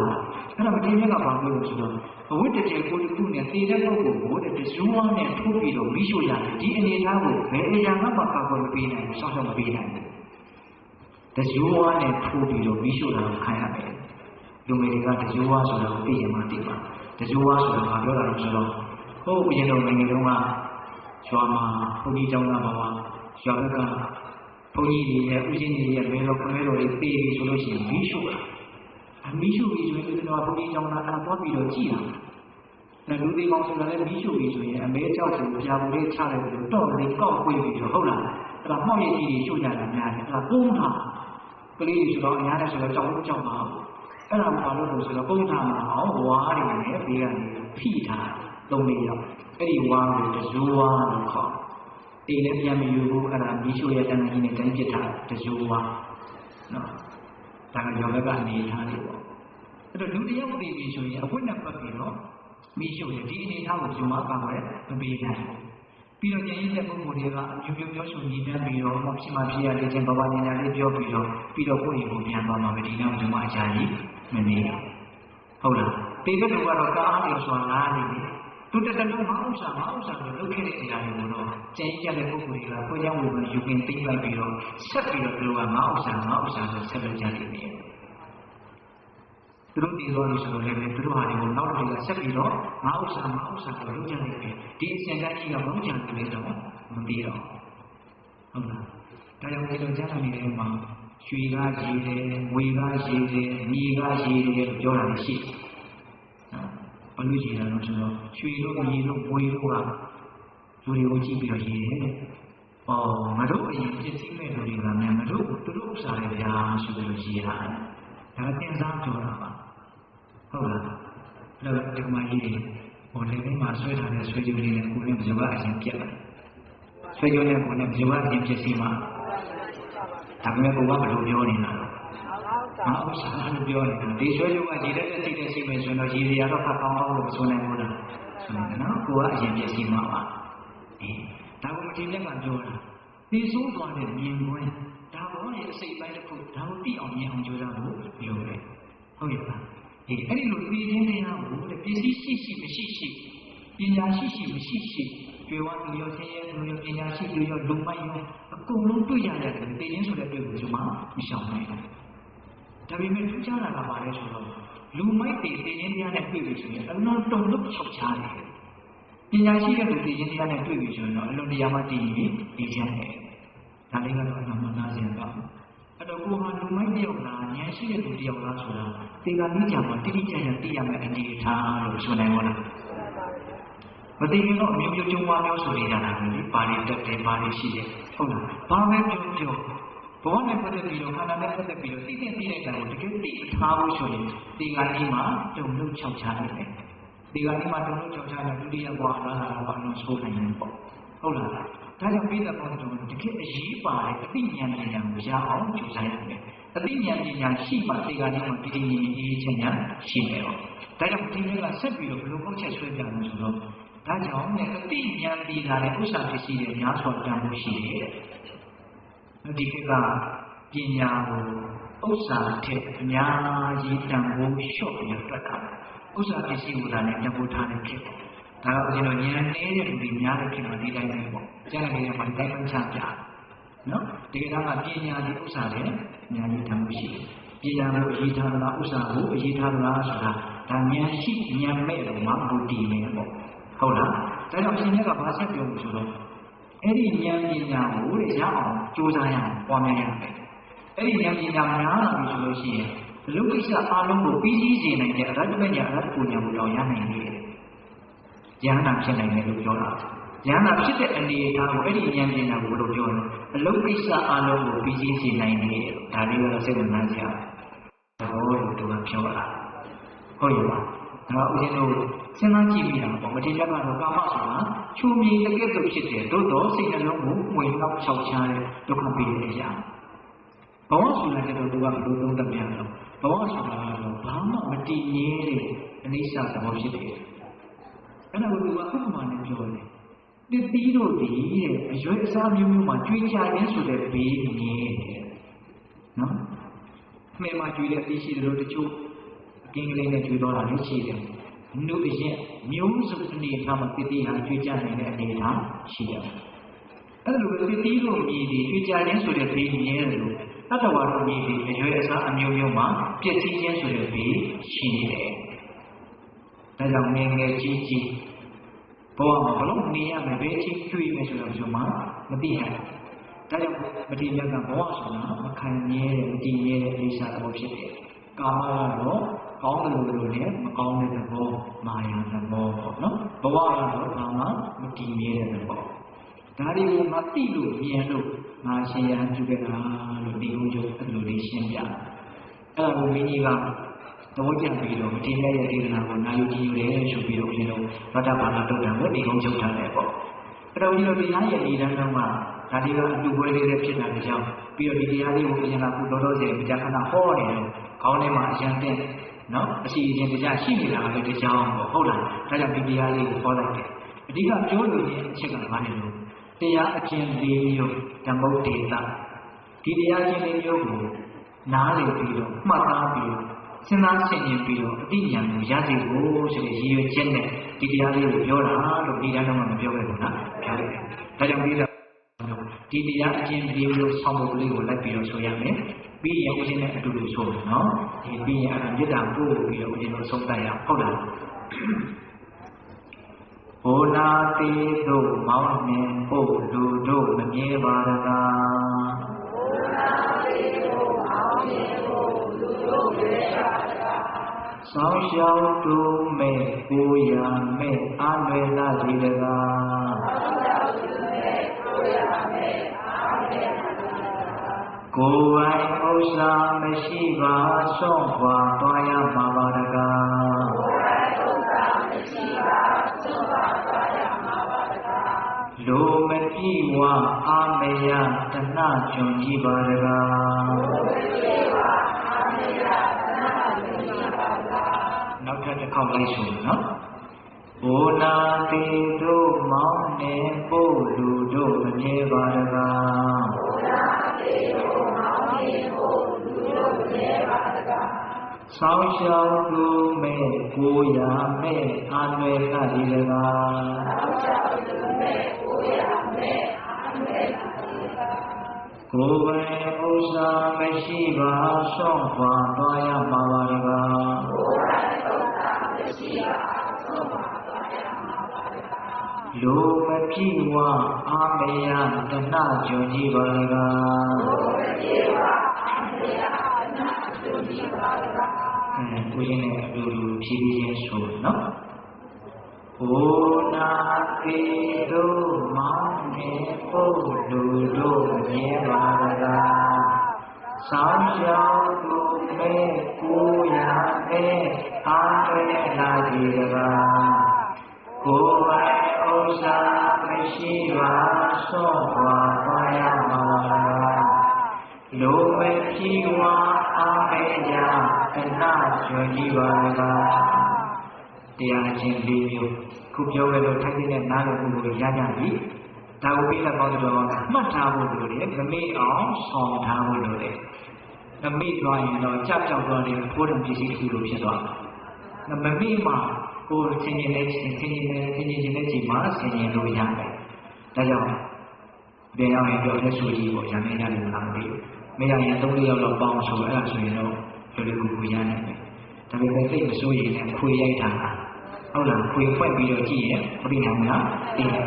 ဒီဒါကြောင့်ပြည့်တဲ့ပေါင်းတော့ဒါလေးကိုနားလည်ရမယ်မှတ်သားထားရမယ်မမိမပြောင်းအောင်ဆောင်ထားရမယ်ပြီးရင်စဉ်းစားရှင်းရင်ပြရမယ်ဓမ္မတရားနိုင်ရင်ကိစ္စကအနှစ်သာရပို့ပြီးတော့ရှိနော်ဒါကြောင့်ပြည့်တဲ့ပေါင်းတော်တို့ဒီတရားချင်းမျိုးကိုစဉ်းစားရှင်းရင်ပြီးတော့အတိညာအထူးကိုရရတယ်သူတော်ကောင်းတွေဖြစ်ကြပါစေလို့ဦးဇင်းတို့ဆန္ဒပြုပြီးတော့မေတ္တာပို့ပြီးတော့ရထဘာလတုတ်တံကိုအဆုံးသတ်ကြရအောင်နော်ဘောဓုတဗ္ဗမင်္ဂလာရကံတုတဗ္ဗဒေဝတာတဗ္ဗဗုဒ္ဓနုဘဝိနတရာဒုက္ခိဘွန်တုတိဘောဓုတဗ္ဗမင်္ဂလာရကံတုတဗ္ဗဒေဝတာတဗ္ဗဓမ္မနုဘဝိနတရာဒုက္ခိဘွန်တုတိဘောဓုတဗ္ဗမင်္ဂလာရကံတုတဗ္ဗဒေဝတာတဗ္ဗသံဃာနုဘဝိနတရာဒုက္ခိဘွန်တုတိဒီတဝါဒီတရားနာပိဋကပေါင်းတော်အောင်လို့ဇာတာအလုံးတော်တတဝါဉာဏ်တော်အားသာဝမင်္ဂလာလောကီလောကနာကောင်းစွာမြတ်မင်္ဂလာဝဝတိဘဝတို့ကောင်းစွာမသိဖြစ်တော်မူကြပါစေတည်းသာဝတိဝတ္တမိမိတို့ခန္ဓာကိုယ်ကိုစောင့်ကြနေကြပါတော့လားမိမိတို့အိမ်မှာစောင့်ကြနေကြပါတော့လားမိမိတို့သာနာမိမိတို့ကဘာမှစောင့်ကြနေကြပါတော့နာမည်နာကောင်းနာကောင်းတို့ပါလည်းပဲရက္ခဏတို့ကောင်းစွာမသိစောင့်ရှောက်တော်မူနိုင်ကြပါစေတည်းသာဝဗုဒ္ဓနုဘဝေနကေကဝါတို့သေစုပကဖွင့်တော်မူကြရဆိုတော်တာပါဘုရားရှင်ကိုယ်တော်မြတ်တို့ရဲ့တကူတည်သောအနုဘောတော်တို့ရ၎င်းသာဝဓမ္မနုဘဝေန